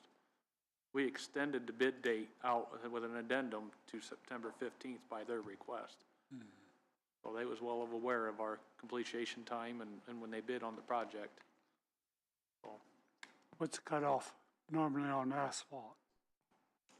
it varies. I like to have it done before then if the roads that need to be striped. Because once you get past October 1st, your striping starts to get hit and miss from temperatures and rain and paving, they can pave up through October and somewhat even into November. And the weather, The bad thing is that when they transfer that, the asphalt can cool and you get hard spots in it. And then when they roll it, you don't get the compaction, or if it's towards the top, that will push out and cause a hole. And doesn't roll down right. it's just not the best practice to do it when it gets cold. No. Is there a guarantee on their job, on their work? I mean, if we accept it when it's done, yeah, I mean, there's no, we didn't do no maintenance bonds or nothing on it. We never really had to because they're local companies, they want to do us a good job and typically stand behind their work. With what you said, I'm just thinking ahead that, you know, if they do it in, they go past the date there of, and they end up like, I don't know, last week in September doing it, and we've already got cold weather, and it's not going, you know, the asphalt's getting cold, like you just said, And the job's, Hold them accountable for it. okay, We'll keep an eye on it. yeah. Okay, thank you, appreciate that. Okay, you threw me a lot of dates. So we extended from the 31st to September what? 15th, that was back on the bid docs. That was back first year when we bid the project. Yes. Yes. And they plan on starting August 18th Thank you. this year. So we need any action on this, further action? No, that was just FYI. FYI. I'll let you know if we need anything on that. Okay, At this point, they're still within their contract time, and obviously. And that $1,000 is gonna spur them a little bit, I'm sure. I'm gonna hold them accountable to it. Oh, yeah, $1,000 a day, that's, I haven't in the past, and it just gets drug out and drug out and drug out, and yeah, like I said, we bid this the first year. right, right. It is on the schedule. Okay, And we've what had else? relatively decent summer for work. Yeah. We haven't had a whole lot of rain days that's, Oh, A lot of rain lately, not so many rain days. right, when the rain came, it came all in one shot most Yeah, generally. yeah. Right. So that's all I have for you guys, unless you have anything else for me. Anything for Ben? Anyone? No. Guess not. Okay. You're good to go. All righty, Thanks, Ben. thank you guys. thank you, sir.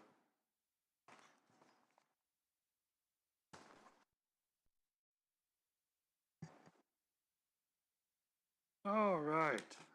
Now we can jump over into the space study with Oxy, with Ox. I keep wanting to say Oxy, Ox Agency. So I have sent this to you absolutely as soon as I received it, and Andrew sent back and thought it was okay, and there were no additional comments or corrections needed. So hopefully you read through it, and I guess I'm open to questions, if there are any. I do not have any questions. None? Nope. The only comment I'll make is, and it was highlighted there in yellow, is typically they have it done in 16 weeks. And I ask that we have at least 6 months to complete it, because with the committee meeting, and we'll meet sometimes probably twice a month, but as we started out, we're only once a month meeting, that I just felt like I want it done correctly, I want it done so we have the good analysis, and it may take 6 months to get it done correctly. So I asked for that, and she was very willing to go with that timeline. All right, okay. That sounds reasonable. We're adding, 2 months to it, 8 weeks, basically. Okay, motion? I would so move to accept the Ox Agency agreement as presented. Second? A motion is second on the floor. Additional comments? Comments from the public? All those in favor signify by saying aye. Aye. Aye, opposed? Motion carries. Are you gonna have regular updates for us, or are you just gonna wait till the end and kind of do a? No, I plan on having regular updates, which I was just getting ready to say that next Monday, the committee and Ox Agency people will be meeting, and we are going to walk through every building the county has. Okay. So that, number one, they're familiar with it, and number two, the committee, and at that time, we'll hopefully make some recommendations to them, to the Ox Agency, so that they kind of have a bridge work to know kind of what we're asking for. I mean, they have it already. They've been here and looked at blueprints, I presume, more than once. So I think we're off to a good start. But again, next Monday, we'll be spending at least half a day to look at all the buildings in the county with everybody there. So, awesome. And then we'll probably meet after that. We haven't set a scheduled date after that, but everybody's on the same page that way. And yes, I plan on at least once a month having an update so everybody is on the same page. Appreciate it. But there, at the end, there will be a presentation to the county council and the commissioners with everything they came up with, recommendations. Okay. Moving on, courthouse event. And I believe that was the choir carols in the courthouse. Yes. There was a date proposed. Oh, where'd I have that? December 12th. That's Friday So evening? Friday evening, the 12th, or Saturday, the 13th.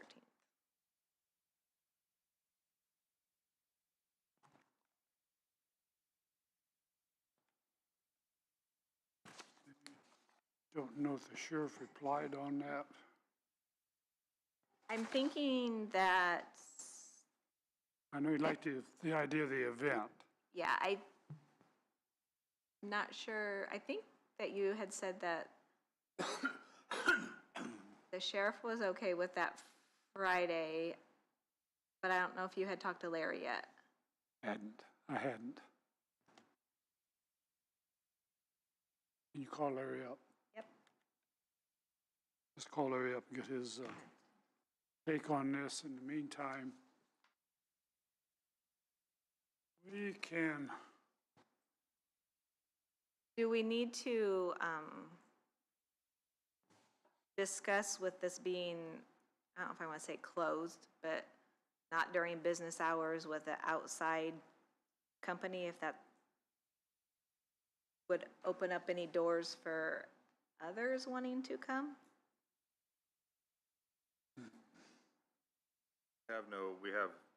We don't allow anybody on the lawn to do activities and events. We don't allow anybody to do stuff on the lawn, protests or anything like that. right. The question I was concerned with, and I talked to Andrew a little bit about, is if we allow the choir to come in, is it going to have us required to allow other people to be able to come in and use the courthouse? It's really at the commissioner's discretion. I believe, I don't think we're committed to allow anybody to come in. You're not committed to allow anybody to come in, but my understanding of the federal constitutional law is that if you create an open public forum, then you have to be careful not to have, not to deny someone the right to that public forum based upon the content of their speech. Like a First Amendment issue. You can't say, because I disagree with you politically, or because I disagree with you morally, you can't be a part of that public forum. So I think the key is, are you making a place a public forum or not? And if you say nobody is allowed to use the courthouse lawn as a public forum for speeches and, and that sort of thing, then you don't have to worry about delineating out, hey, I don't want some group that you morally disagree with doing it. But I think if you open it up, then that is an issue. How much of a concern that is for you as commissioners, that's up to you.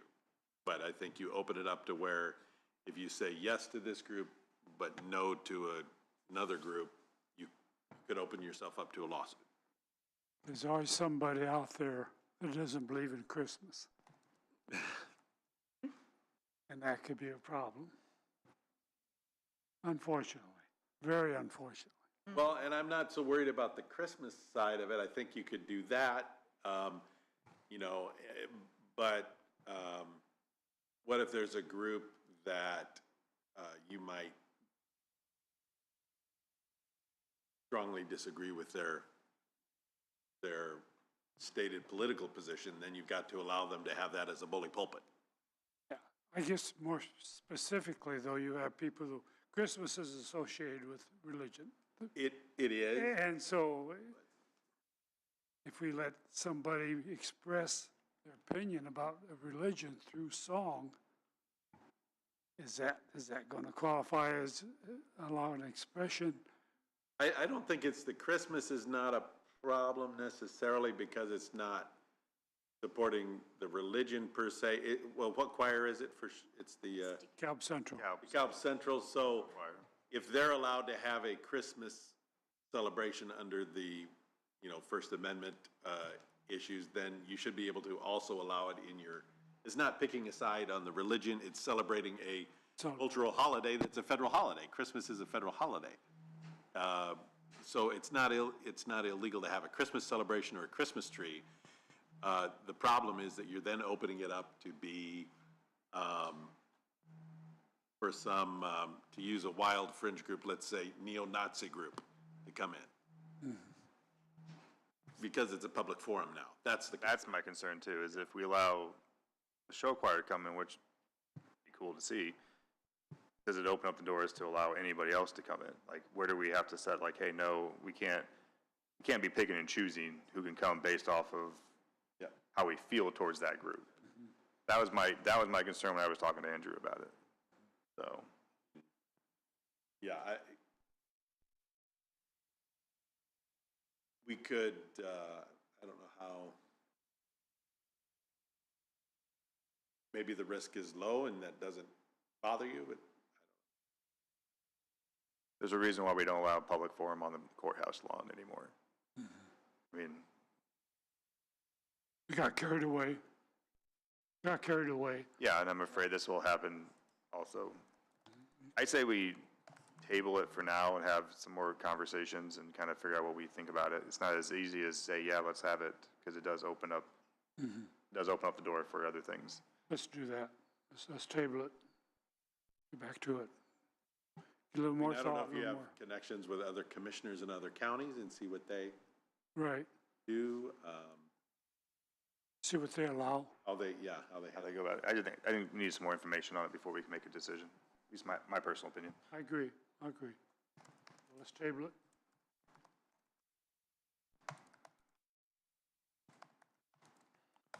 Okay.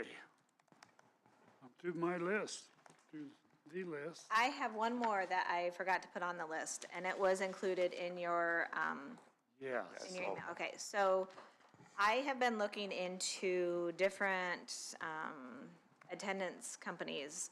We have one company that we have in 2 departments, and I'm wanting to get on a uniform across the board. So our current financial system, they do it's called attendance on demand. Would be electronic, we wouldn't be doing paper and pencil time cards. There would be double checks, like the department heads and elected officials or whoever they choose in their department can go in and they can approve the timesheet, and we would have the date stamps of everything to follow through, like the employee said, I worked this, the department had agreed and said that they worked that, and then it would come into payroll. So we'd have all the checks for state board.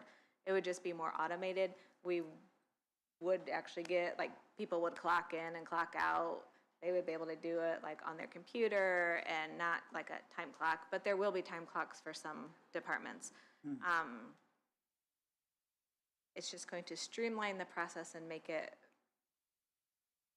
cleaner, I guess I should say. So, yeah, it'll save a lot of time also. So this is the quote from Lau for the initial startup. And we already have this money planned and budgeted in the council's budget to pay for this each year. But since this was a quotation, then I asking you guys to approve it so I can move forward with it without me just signing it and going. Comments? My understanding, this is a brand-new program. It's an add-on to our current payroll system. Yeah, Lau Associates is our payroll, financial, property tax. They do all of that for us, and this is an add-on that they offer now. They didn't used to offer this piece of it, but they do now. And we did have a demo of this, I don't know, A couple weeks ago. a couple weeks ago. And not only would it benefit our office, but I feel like it would also benefit other department heads. as well as holding employees accountable, of when people are actually here, when they're not here, rather than, having to worry about the department head actually physically seeing them. So there were a lot of good things with it, like Susan said, but I think that she did a good job finding this because it really should streamline a lot of process, as well as holding people accountable. So when an employee clocks in, and they're doing it on their computer, would they have to, is the backstop that they would have, it would show that they were on their computer in this building if they're in here, as opposed to a laptop? Yep, Yes? yep, Susan asked that question. Is there a desire or a need for additional quotes? If it's an add-on to the company that we use already, I don't think we need to. Okay. We would have to change the whole company to get this, so. Yeah, you'd have to change. Change everything. Yeah, and we don't need to do that. And this Bo does a good job. attendance on-demand piece of it works with Lao, like it talks with Lao, where the current company that we're with for Central and Community Corrections, it's a total outside source, so there's different Doesn't integrate the upload. It same. doesn't integrate, yeah, it doesn't talk with Lao well, and there's still issues. I know Central doesn't have issues with it, but there's a lot of issues still with Community Corrections, and it's just not user-friendly on our end of it, and this would be, and it will be able to accommodate both of their departments.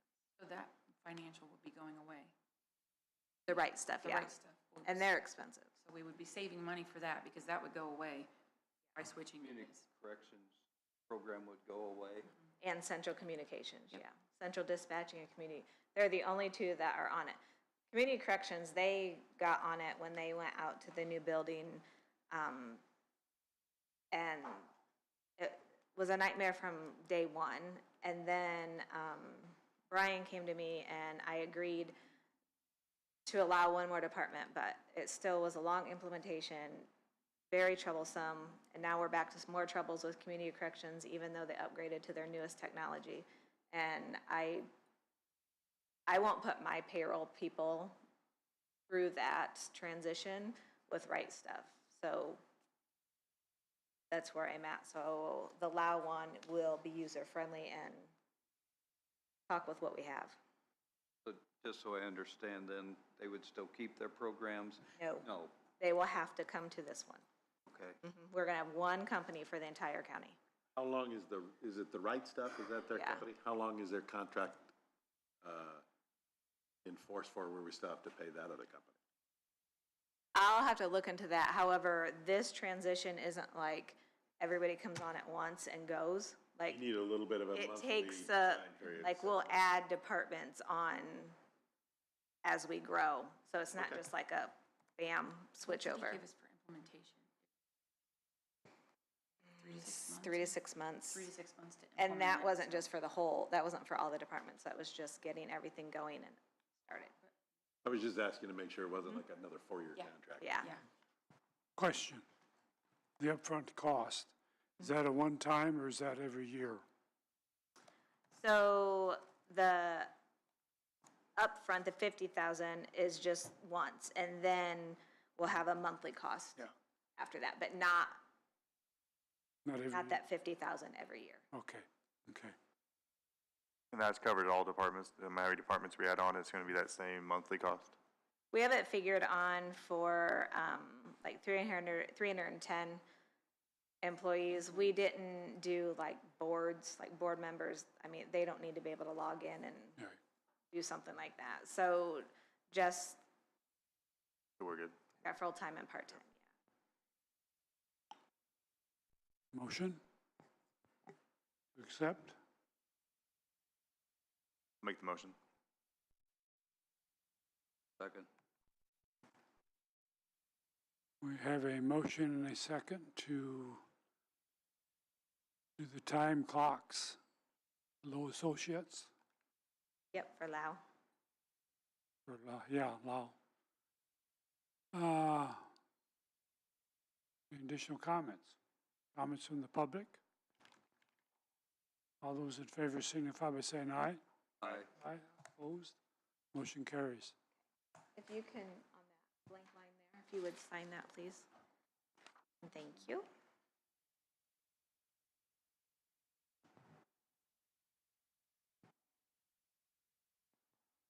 Thank you.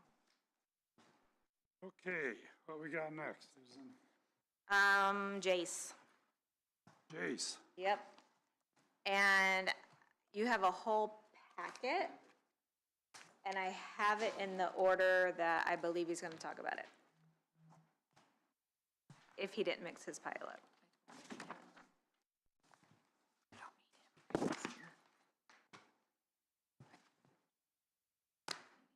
So the first one would be the Rodman.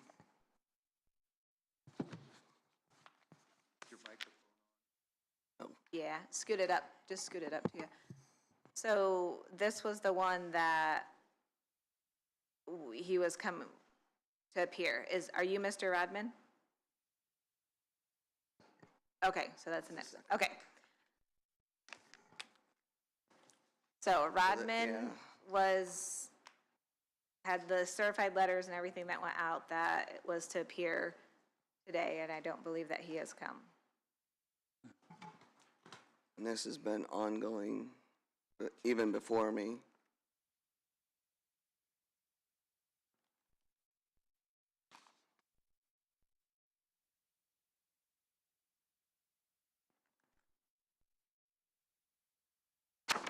I gave him plenty of time. Some of it he said he was gonna sell. Andrew might be able to help us here, because I can't remember how long we go to whatever your next step is. So I don't know if next step is possibly court or, Well, and I know we went through this process with Krantz. I think they have to have a hearing. In court? No, well, no, the hearing would be here, commissioner's hearing, so I guess I would, which wouldn't that, was that like today? for it to be today, I think. It looks like on July 14th, Jace sent out certified letter for commissioner's hearing on August 4th. So I think it'd be appropriate to, since it's at 10:45 and we're already there, to have the hearing opened and then maybe put Jace under oath and have him testify as to what happened. And then what you're requesting, which may be potentially a lawsuit to enforce the ordinances, like we did with Krantz. But I would suggest opening up a hearing and having the official hearing. Okay, so we'll have you open up the public hearing for the Rodman property. Okay, I will do so. I will open the hearing for the Rodman property debate, and we will move forward, so. All right. If I may ask some questions here as part of that. Sure. Please raise your right hand. Do you swear to tell the truth, the whole truth, and nothing but the truth? Yes. All right. You have provided the commissioners a two-page timeline, is that correct? Mm-hmm. All right. And is that basically everything on there true and accurate as far as you know? Correct. All right. Can you describe for the commissioners a little bit of the process you went through, give some highlights of the process you went through to try to get this issue resolved? I have text, because he likes to be text. So I do have the text in there that we were going back and forth. And he just, I started out with the first letter, and then gave him time, and then did the second letter, and then he said he wanted to sell the stuff. So I agreed to see if he could sell it, but it just seems like it keeps getting worse. Like he keeps getting more stuff there, and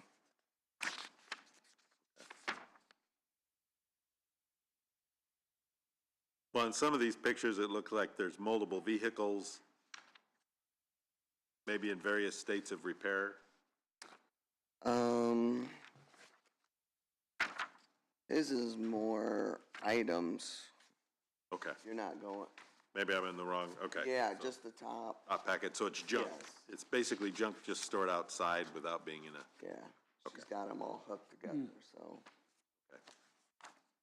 um,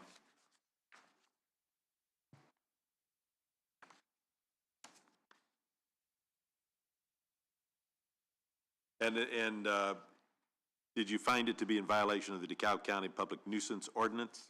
Yes, Okay. And did you send in, even in last year, it looks like, did you send a final violation notice? yes, All right. And are you requesting that the county commissioners,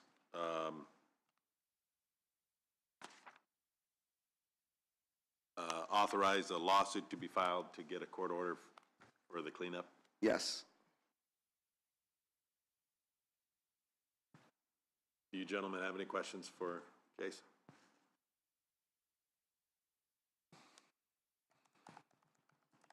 I see there's some comments from Mr. Rodman. Not had a chance to read those. I would have liked to had a little time prior to this to read his comments.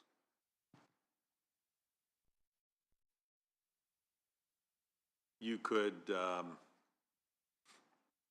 suspend the hearing until your next county commissioners meeting if you wanted to, I guess, as an option.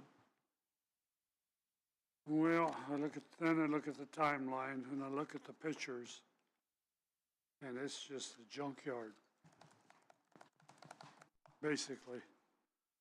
I go to, and they're dated 6/13/2025. 1, 2, 3, 4, the fifth picture. Then the sixth and the seventh. There's a lot of stuff. A lot of stuff. So I don't know. And like I said, I gave him plenty of time, and it's like he moved some stuff out, and then he got more stuff. Yeah. Yeah.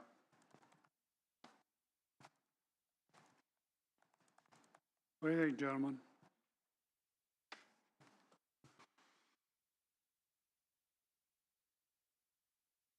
No matter what his response is, he certainly had his testimony is presented, the timeline to do something, and it's, Mr. Hartman said it seems like there's, according to these pictures, that it looks like nothing is being done, if not worse, as presented. Are these pictures all from the same day? Yes. 6/13/2025. I thought I had some prior pictures, but I must not have. The prior pictures would look like, to see what kind of before and afters. Thought I had some printed It out. says you took some photos on 12/21/24. I don't know if you had those pictures. Yeah, October 4. See where it started from to what it is at now. It's worse. I'd imagine, but Have to email them to me.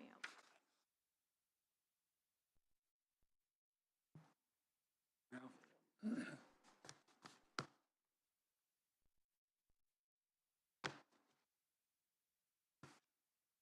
Do you have a copy of the hearing notice for today in certified mail? I need to go to my office, but here is, Is that the letter? yeah. Okay. All right. Could we maybe have a couple of copies of that? Okay. I'll see if we can admit that as evidence today, that letter.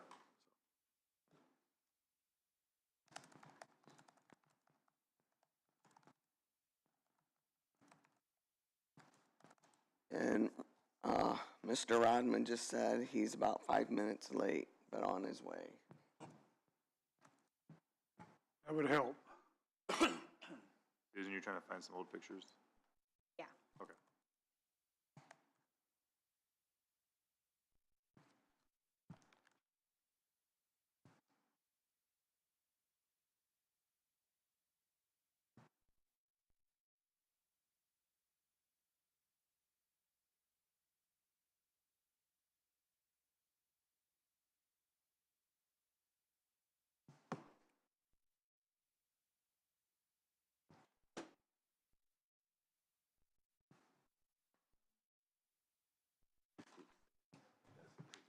Thank you. So we'll admit this letter to Ron Rodman from Jay Sleeper dated July 14th into evidence. And it looks like Mr. Rodman may be here as well.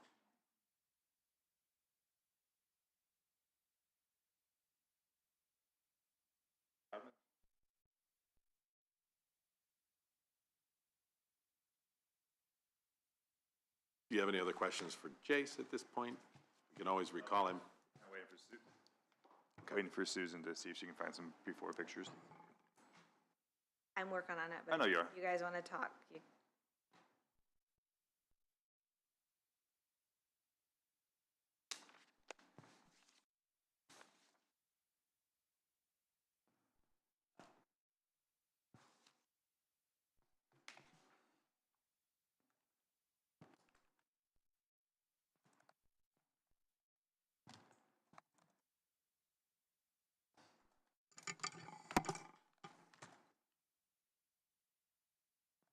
I don't know if you guys want to ask Mr. We should, yes. Mr. Rodman, if you could come to the microphone. Would it be easier for you to sit down and talk? If you want to sit down and talk, since he's got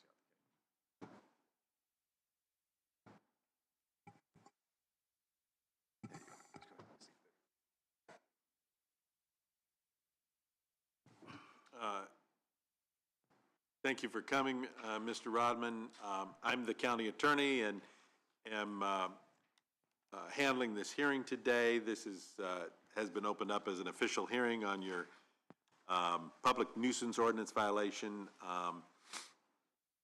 The commissioners have seen some pictures of your home and heard the history of how you've had some time to clean it up. You agree that you have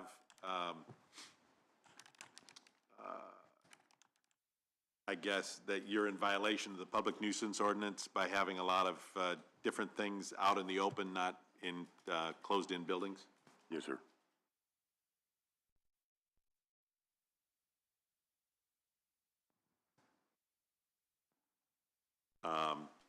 What do you propose to do about that?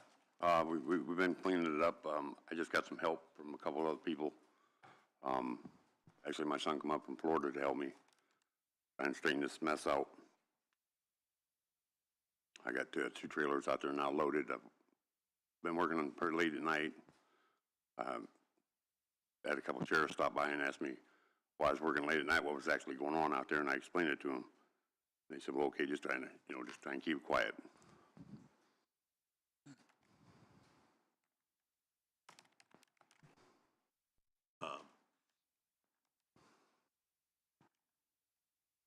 I guess I'd leave it up to you commissioners to see what else you might want to ask them. Where are you taking the unwanted items? Well, what's recyclable, I take it to recycles. What's junkable, I take it down here to OmniSource. What isn't mine, I contacted the people and told them they got to come and get it. How long are you giving them on the timeline for that? How long? When you tell them they have to come pick it up, what timeline are you giving them? Oh, I give them 30 days. And then you're going to throw it away? Well, yeah, or unless I can get a permission from the court here to junk the stuff. It's a couple of us vehicles that don't belong to me and I ain't got no titles. If they don't show up. I don't think I swore you in when you were No. up there, so raise your right hand. Do you swear to tell the truth, the whole truth, and nothing but the truth? I do. And is everything that you answered prior to this, prior to being sworn in, is that true? Yes, sir. Okay. Go ahead. How much additional time do you, I'd like to have 90 days if I could. 90 days? Yeah, I'm scheduled for a hip surgery, but because I won't quit, I ain't gonna lie about it, basically, I won't quit smoking, they don't wanna do it, so fighting that right now. I mean, I've cut way down, but they still don't wanna do it yet.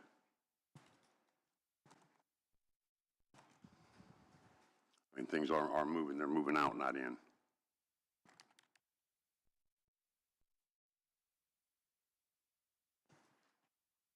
Have you contacted a junk out company or a hoarding Yeah, company that helps you out? I've called a couple of those, you know, they just come tow them away, but they won't take them without title. They'll take away the other stuff too. I mean, they can take away, like you have other companies that will come in and help you. Oh, yeah, sort it yeah. out and stuff like that. You could help, that will get it done quicker. Yeah, I understand it, yep.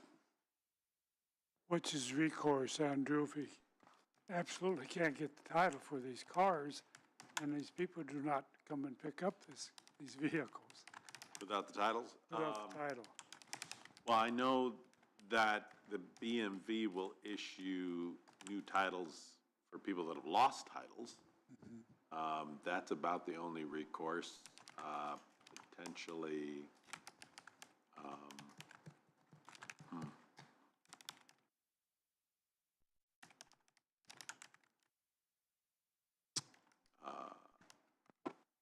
so, I mean, so I guess you would apply, a person could apply for a lost title. I mean, that would be my first thought. Could I apply for a storage title? Because they've been there so long? It's something you could look into, and I mean, I think that's the right to sell from a storage unit. I mean, that's, I know there's a new law that came out on that this year even to make it a little bit easier for landlords and tenant, or to handle tenant property that's been left. There, you could potentially do some sort of a lawsuit to obtain title, but that typically is easier to do if you have an attorney. Nothing else is coming to mind right now for that. How did you get the cars? They were just dropped off, or people? They burn them, yeah, they burn them over, just leave them, store them. Okay. Would those people sign over the titles to you? Like, could you find the people and have them sign over the titles? I found one of them, but I didn't find the other two. Okay. So it'd be sort of like abandoned vehicles there. Again, I think maybe an attorney could help with maybe even a small claims case or some sort of a lawsuit to get title. That'd be my thought. He should seek legal counsel on it, or try the BMV. But if cars were left with him and then abandoned, that's probably where he might have to file a lawsuit to get a court order on that, potentially. Because it's technically somebody else's property. But it's on your property. Yeah, it's on your property, that's right. Right.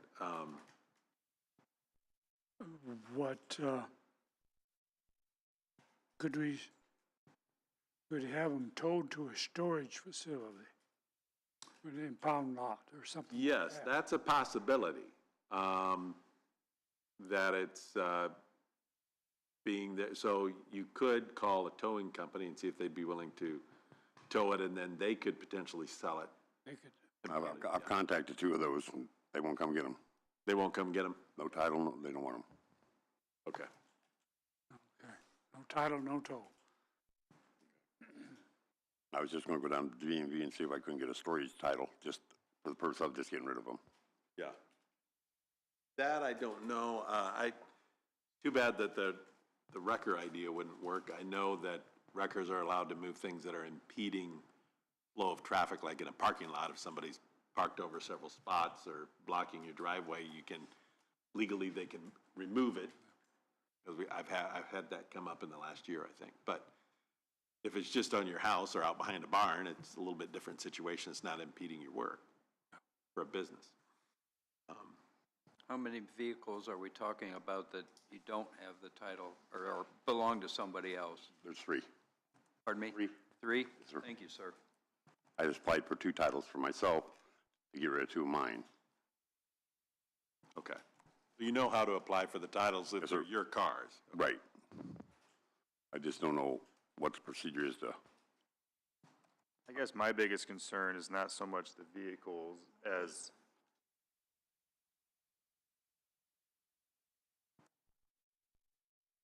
I just wanted some before this date, that's all. Okay. It is all the small items that you have. And you have, looks like benches and chairs and all kinds of loose items everywhere. Show you the picture. yeah. I mean, all of this is all loose stuff here. Okay, this is where there's a fire pit right here. And we say here, that's why the chairs and all the fence stuff's here. But Yeah. all this here, Yeah, like this is the stuff I'm more concerned about right now. that's why I started hauling off them 2 days ago. Here, this right here. Where's the barn at? Oh, yeah, this here's most of this is gone. And she had a garage sale there, and I looked, I got to do something about it, so she's sitting right there, so. But this stuff here, You have all this stuff right here on the side of the barn. this is gone.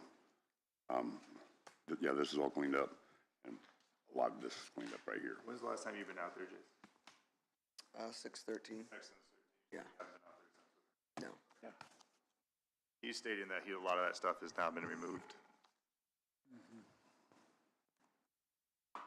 So just by doing a quick search, it says that the owner can request to junk a vehicle without a certificate of title by contacting the BMV. There's paperwork that has to be filled out, a certificate of authority of disposal of a motor vehicle, and then there's proof of ownership and a couple other things that have to be filled out. But that is all done through the BMV, and that's paperwork that can be filed there, just so you know.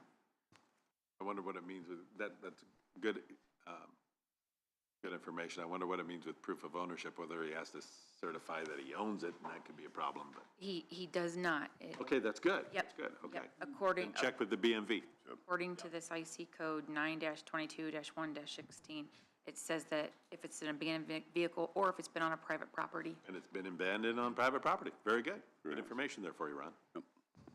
Oh. Those small items. Got prior pictures. Well, he was saying that, he just said to me, under oath, that a lot of these items have been already removed since last time Jason's been out there. They had you're the one that had the garage sale, and you can attest that a lot of these items are gone too? Okay. So, and then you can work on the vehicles, I know that takes time.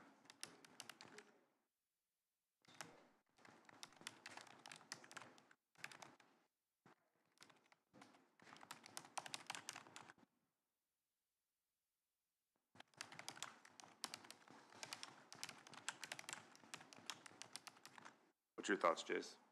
I mean, you've been dealing with it a lot longer than we have, so at least Jim and I have. I mean, if he's starting to clean up and, I think another 90 days will make it a difference. well, it's been since 21, so I don't.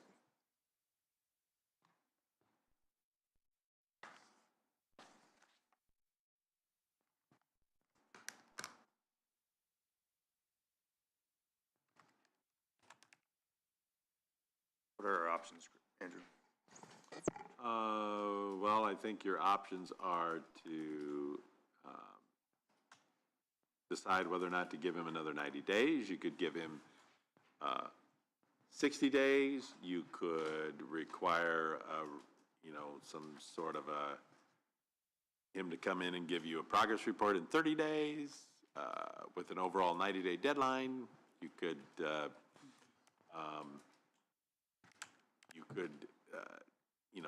authorize a lawsuit immediately, but if he's actually cleaning up, that's usually not what a board or the commissioners would do at that point. I have Jace do a 30-day inspection of photos and give him the 90 days. But a 30-day. To ensure compliance is moving along. It's just progress being made. I agree with that. And after 90 days, we'll probably file a lawsuit, so you understand that. Yes. So you're very clear that this is kind of your last 90 days to get it taken Yeah, care of. and this is it. There's no more extension. I mean, if you're saying these things are done, I'm gonna take you on your word for it. Jace will probably go out this week, I'm assuming, to take some pictures. Yes. And then he'll follow up in 90 days with us to see more progress. And then you can work on the vehicles. The vehicles, I understand, will take a little bit of time, but the little stuff, I want to see a lot more progress in the little stuff. And even around this little campfire area, it needs to be cleaned up a little bit better too. I know it's for a campfire, but let's kind of clean that up a little bit, make it look a little nicer if you can. We in there. 90-day, but you want Jace to come back in 30 Yes. Yeah, And that way, if we need to, we can. and 60. and 60, yeah. And And 60. Just keep showing the progress, yeah. just clarifying. Yeah, Is that acceptable to you? Yes, sir, it is. Okay. And I would suggest that when you go in and talk to the BMV and apply for these, see if you can get a copy of the application, then you can show that to Jace or the commissioners if it comes up again, that, hey, I did apply. It may take a little while to go through the BMV, but I've applied and here's a copy of it. Okay. Okay? okay, Yep. all set? Any questions for us? No, sir. Thank you. Okay. Thank you for coming in. Yes, thank you. Close that Close hearing. out the public hearing, yes. We'll close that public hearing on the Ronald Rodman property on 1425 County Road 54, Garrett, Indiana. Thank you for coming in. Yes, thank you. Okay, next.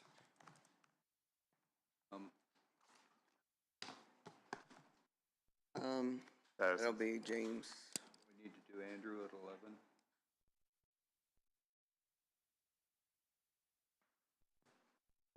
Andrew, are you good with waiting? We're gonna make him wait. That's right. I was fine with him waiting, so. He's been here all day, he can stay. All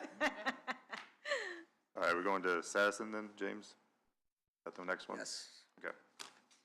We're doing a public hearing on this also, I don't know if this one was, just a report.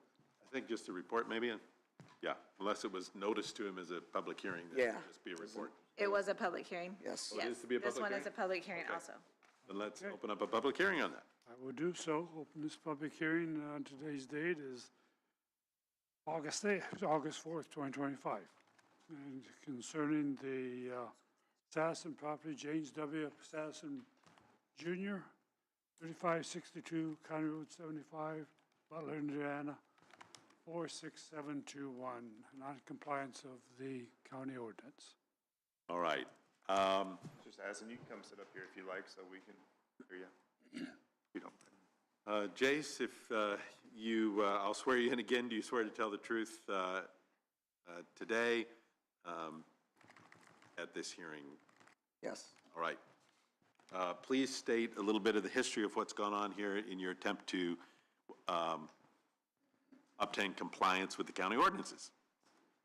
Just trying to get the property cleaned up. It looks a little better than what it did at first, but it still has a bunch of items sitting outside. It's got some high grass and some vehicles. And what is the ordinance in general that you are claiming is violated here? Is it the public nuisance? Yeah. Okay. Same one as the prior Same, hearing, yeah. basically. All right. This needs cleaned up.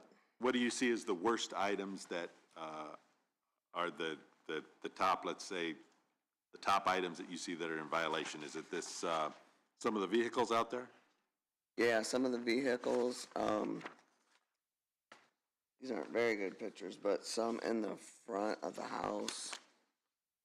Them are all been removed. Sorry, what was that, sir? I'm sorry.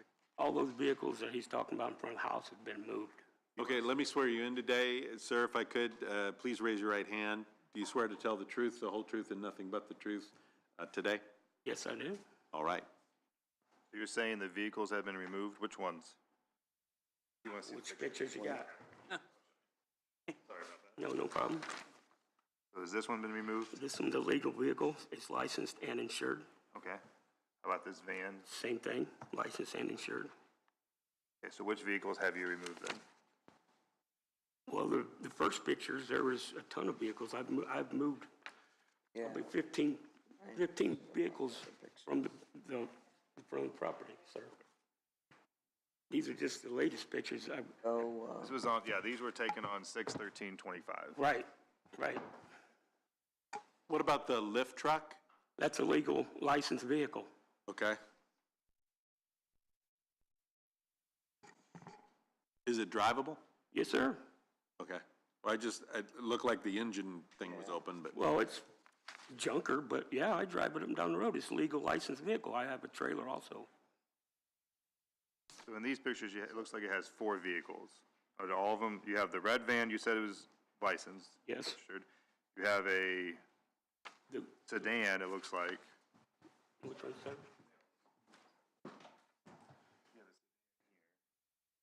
That's a legal licensed vehicle too.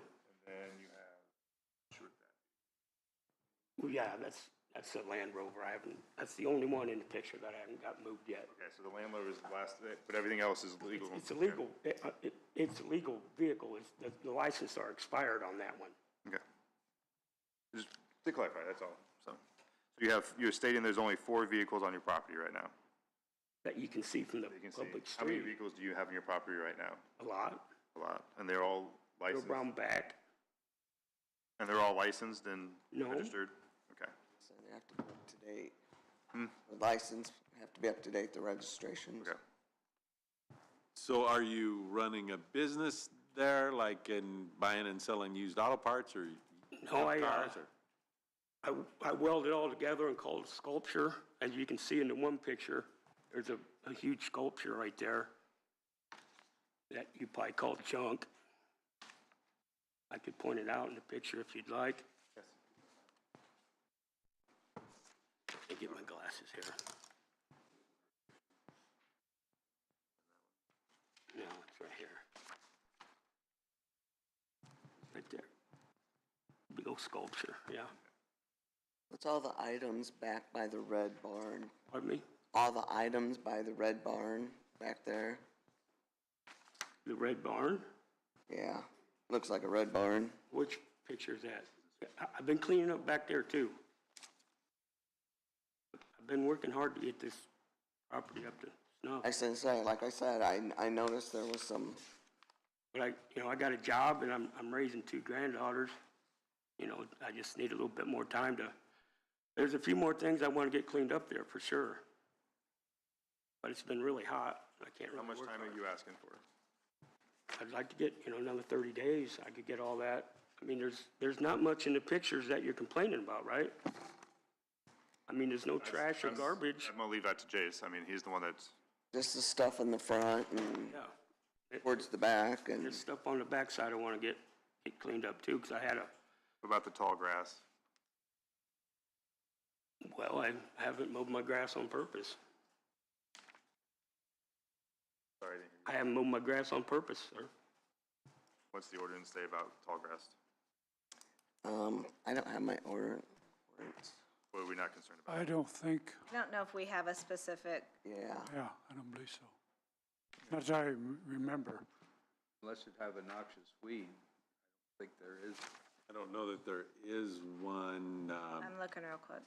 I don't believe so. I was just curious. I wasn't making any statement one way or the other on it. Well, higher it is, the less you see. So Jace, your concern is the items in the front, mm-hmm. and then front of the house, and then what else? Items in the back too. But he said most of that has been cleaned up. Okay. And then to make sure all the vehicles that are on the property are licensed and registered, right? Correct, Jason? Correct.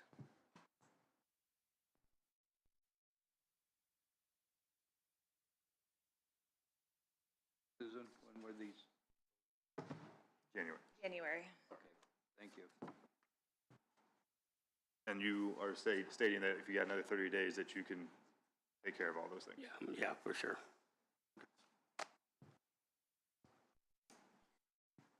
You guys have any more questions for him? Yes. Would like to give him the 60 days just to, yeah, so that in case you run into, I appreciate that. yeah. Is that acceptable? Yep. That's just my thought. I just asked Chris Gaumer, and we do not have a tall grass or obnoxious weed. He said that is controlled through the township trustees. Yeah, noxious weeds are. Right. I mean, I don't, I thought you said tall grass, so I was just double checking, that's all. What's your thoughts, Bill?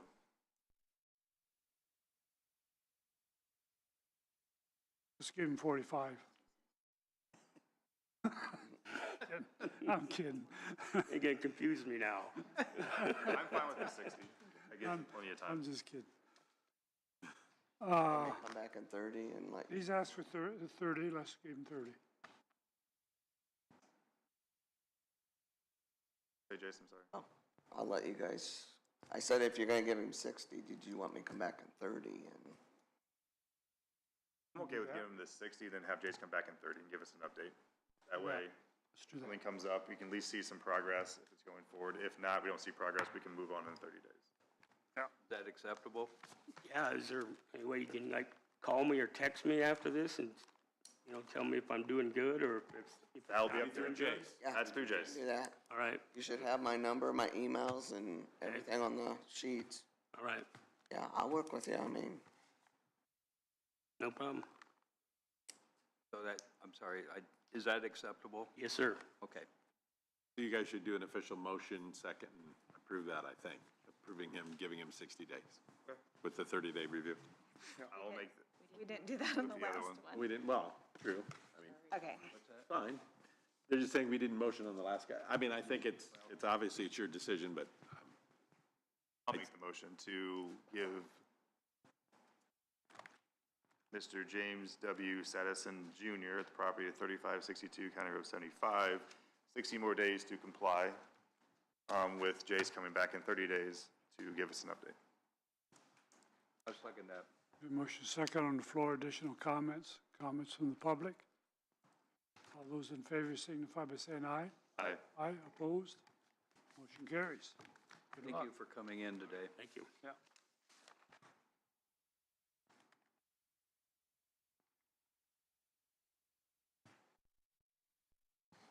Okay. Okay, so did we close that one?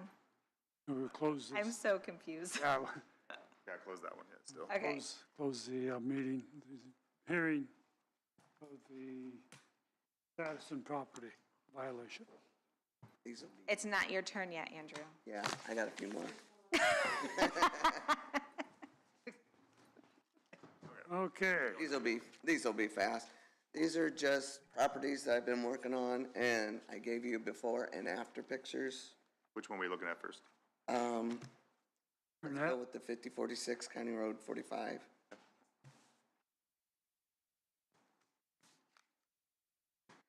So these are now in compliance. Yes. So what it went from to what it is, and they're in compliant. So he was just doing an update so you guys know that Been done. some actually get it done. Okay. Good to be in that one. Nice. And then the Krantz, theirs is coming along, okay. but she says she's still having problems with her grandson coming in and putting stuff on the property. But they're still taking, getting rid of it when he does it. So I did stop and talk to her. Is that one done far enough that you're comfortable dismissing the current lawsuit, or do you want to keep the lawsuit on file for a little while longer? Just to ensure compliance. I would wait a little bit. Okay, we can do that. I mean, I feel comfortable with her, but I don't want. We've gone through the process and cost of having the lawsuit. So Yeah. we should keep it just to ensure compliance for a little while longer is what it sounds like. Yes. Especially if other people are bringing in additional junk. And that might take a sheriff deputy or something, I don't know what, how could he enforce or help with that situation? I know there's some health issues there, it seemed like, if I remember right. I was gonna say she got with the sheriff, and apparently there's nothing they can do because they used to live there. I mean, it's too bad they can't do like a no trespass order on him, and then if he shows up, call the sheriff and do it. That'd be my thought, but I don't know why that wouldn't be possible here unless it's something because he used to live there, but I don't know. Probably need to evict him officially first. Maybe he's not evicted yet officially, I don't know. He hasn't been there for a while because he went to jail. And then that's when she took over again. That helps.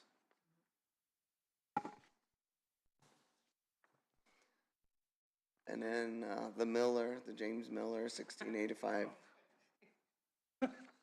County Road 79, just cleaned up. So this is all cleaned up then?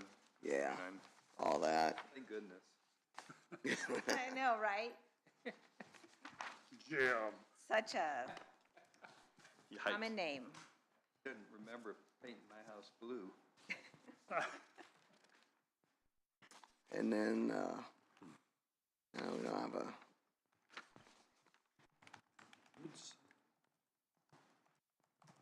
Charles Woods, I think, is the last. yeah, I can't think of that. We don't have The address? yeah, on it. Yes, I do.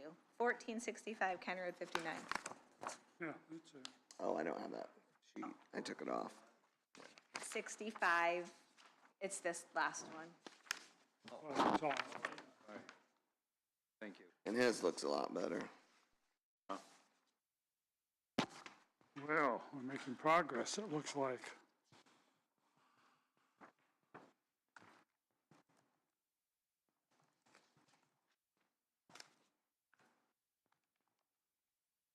That one's all done too? Or, yep. Yeah, I think.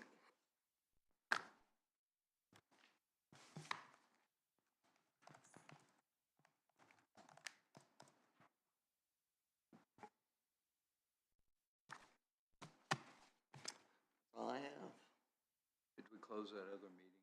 Yeah, we did. So Jace, can you explain the process that you only go out to these properties if has a complaint, official complaint, correct? Yes. If it has a complaint, I'll go out and inspect, take pictures, and if it's in violation, then I start the process, send the first letter, and then I give them 10 days, and send the second letter, and then give them 10 days. And most of the time, I don't hear back from anybody, because they have all my information. And then the third would be coming here. And you're not allowed to do any of that unless there's an official complaint. Right. It's per ordinance. And why did we do it? As a part-time. As part-time? Why did we go that route, I guess? Just what the commissioners desired, that we didn't have somebody to drive around the county looking for problems, for one thing. We wanted to start it this way and see how it went, I think, basically. And it's just the way it was set up, and have you got a different idea or proposal? No, I was curious because I know there's other properties probably out there, but I don't know if anybody knows how to do the official complaint on it, so therefore it just gets worse. And if we can try to nip it in the butt before it gets to the point where it's all lot, you know what I mean? It might be him just to say, hey, you're getting close to maybe having to start cleaning this up before it gets out of ordinance and we have to go down this path. With my experiences of dealing with these situations with my business, if you can get to it earlier before it gets to the point where it's too expensive and it gets way too much work for them, it would be beneficial. But I was just kind of curious because it was before Jim and I came in. I mean, I don't even remember what commissioners set up it. It was Mike and Todd. How did you? Okay. Yeah. I know it's been a bit because you're not the first code compliance officer. I know that much. Right. Still learning. He's like the third. Yeah, because it was a fireman, I believe, was the very first one. And so I was just kind of curious what the thought process was, and I kind of understand you don't want someone driving around just yelling at people all day long. Sorry, Jace.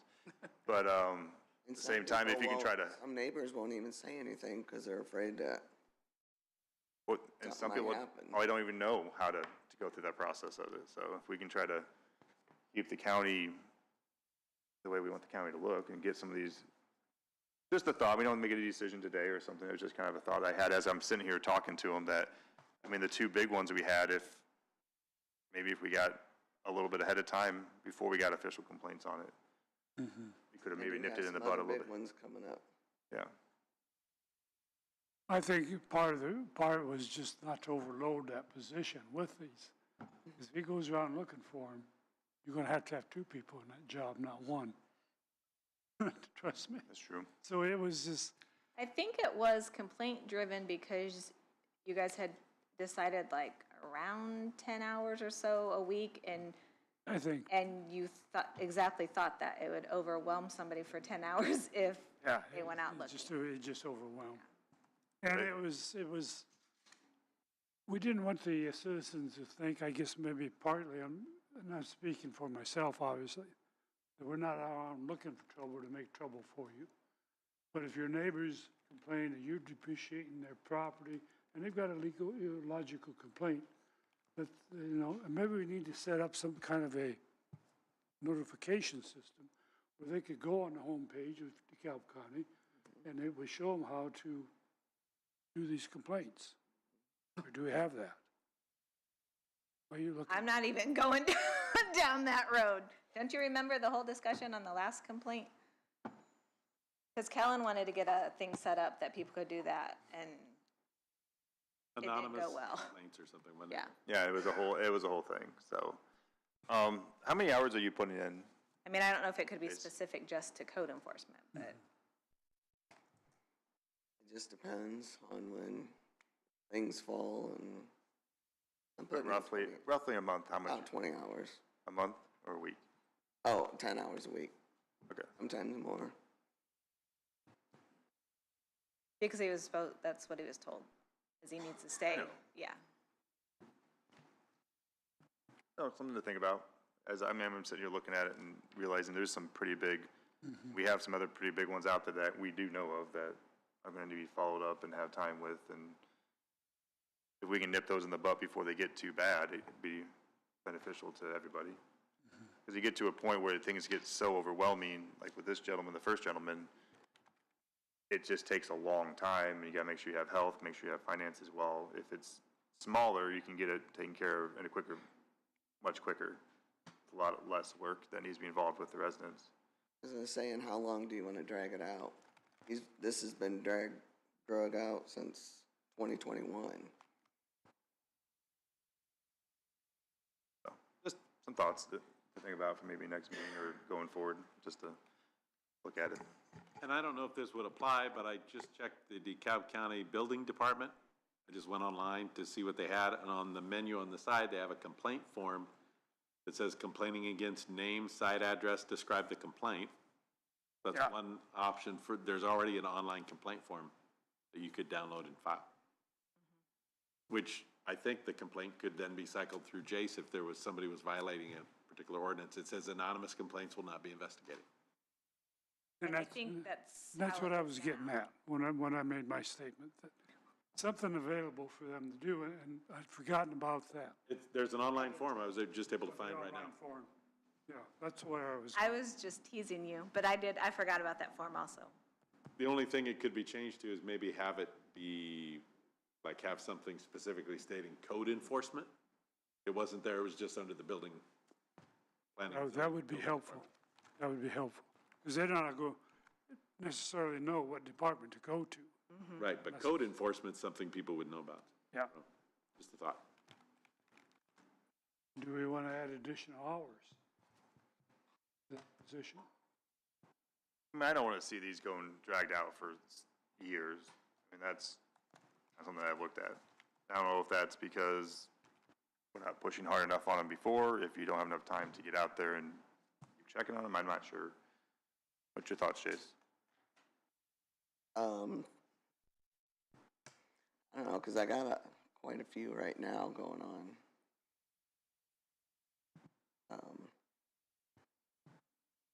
Well, with it being part-time right now, you do it with your other jobs. Yeah.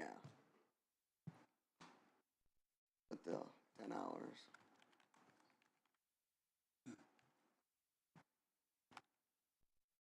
Something to think about. I think we could discuss it Yeah, let's think about that. in conversation. Okay. All right. Anything else on that subject? We're all done?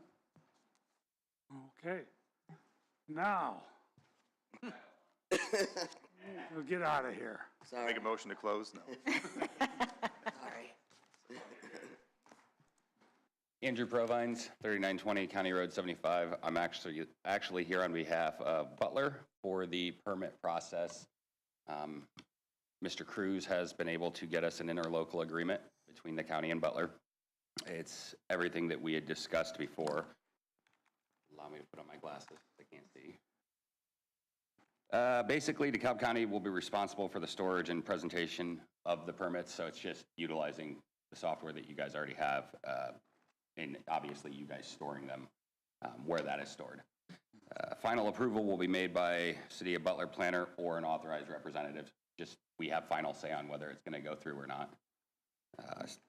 City of Butler will adopt and utilize the standard form for DeKalb County. The ILP for DeKalb County is really good. So we're actually going to take that and utilize that as opposed to be like, hey, let's put an entirely new ILP into the system. We will put all of our historical data in there. We don't expect DeKalb Resources to do any of that kind of stuff. We'll do that ourselves. And then the amount is $1,500, but that is to rise annually. If you guys get 8%, if they start charging you 8% more, we'll start paying 8% more on that $1,500. So that's that. The other part of this was, I did want to say, as well as if we create something, if we were to add a new permit that was useful to DeKalb or anything like that, that's just, you guys get it. If we went out there and made a new process or something in that software, you guys just get it by default, if you want to use it. So we're not expecting anything for anything we create out there.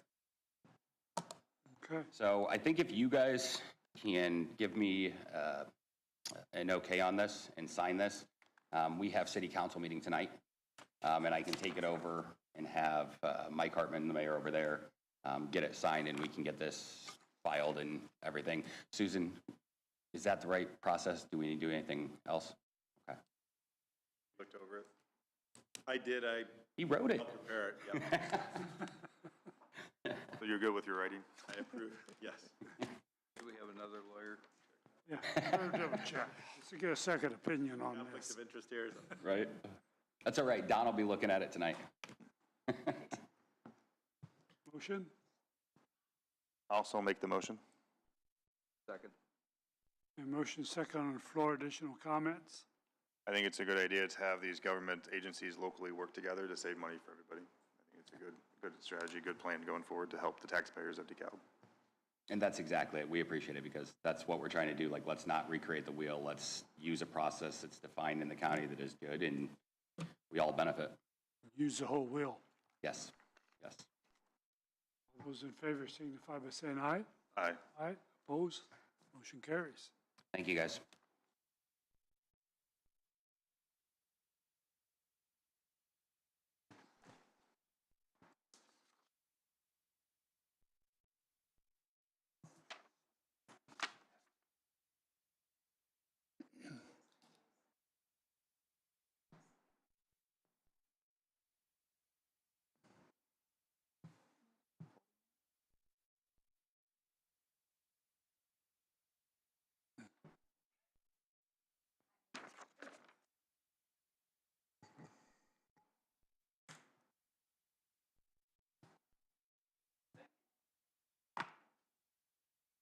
Okay, looks like the end of the list unless somebody's got something else.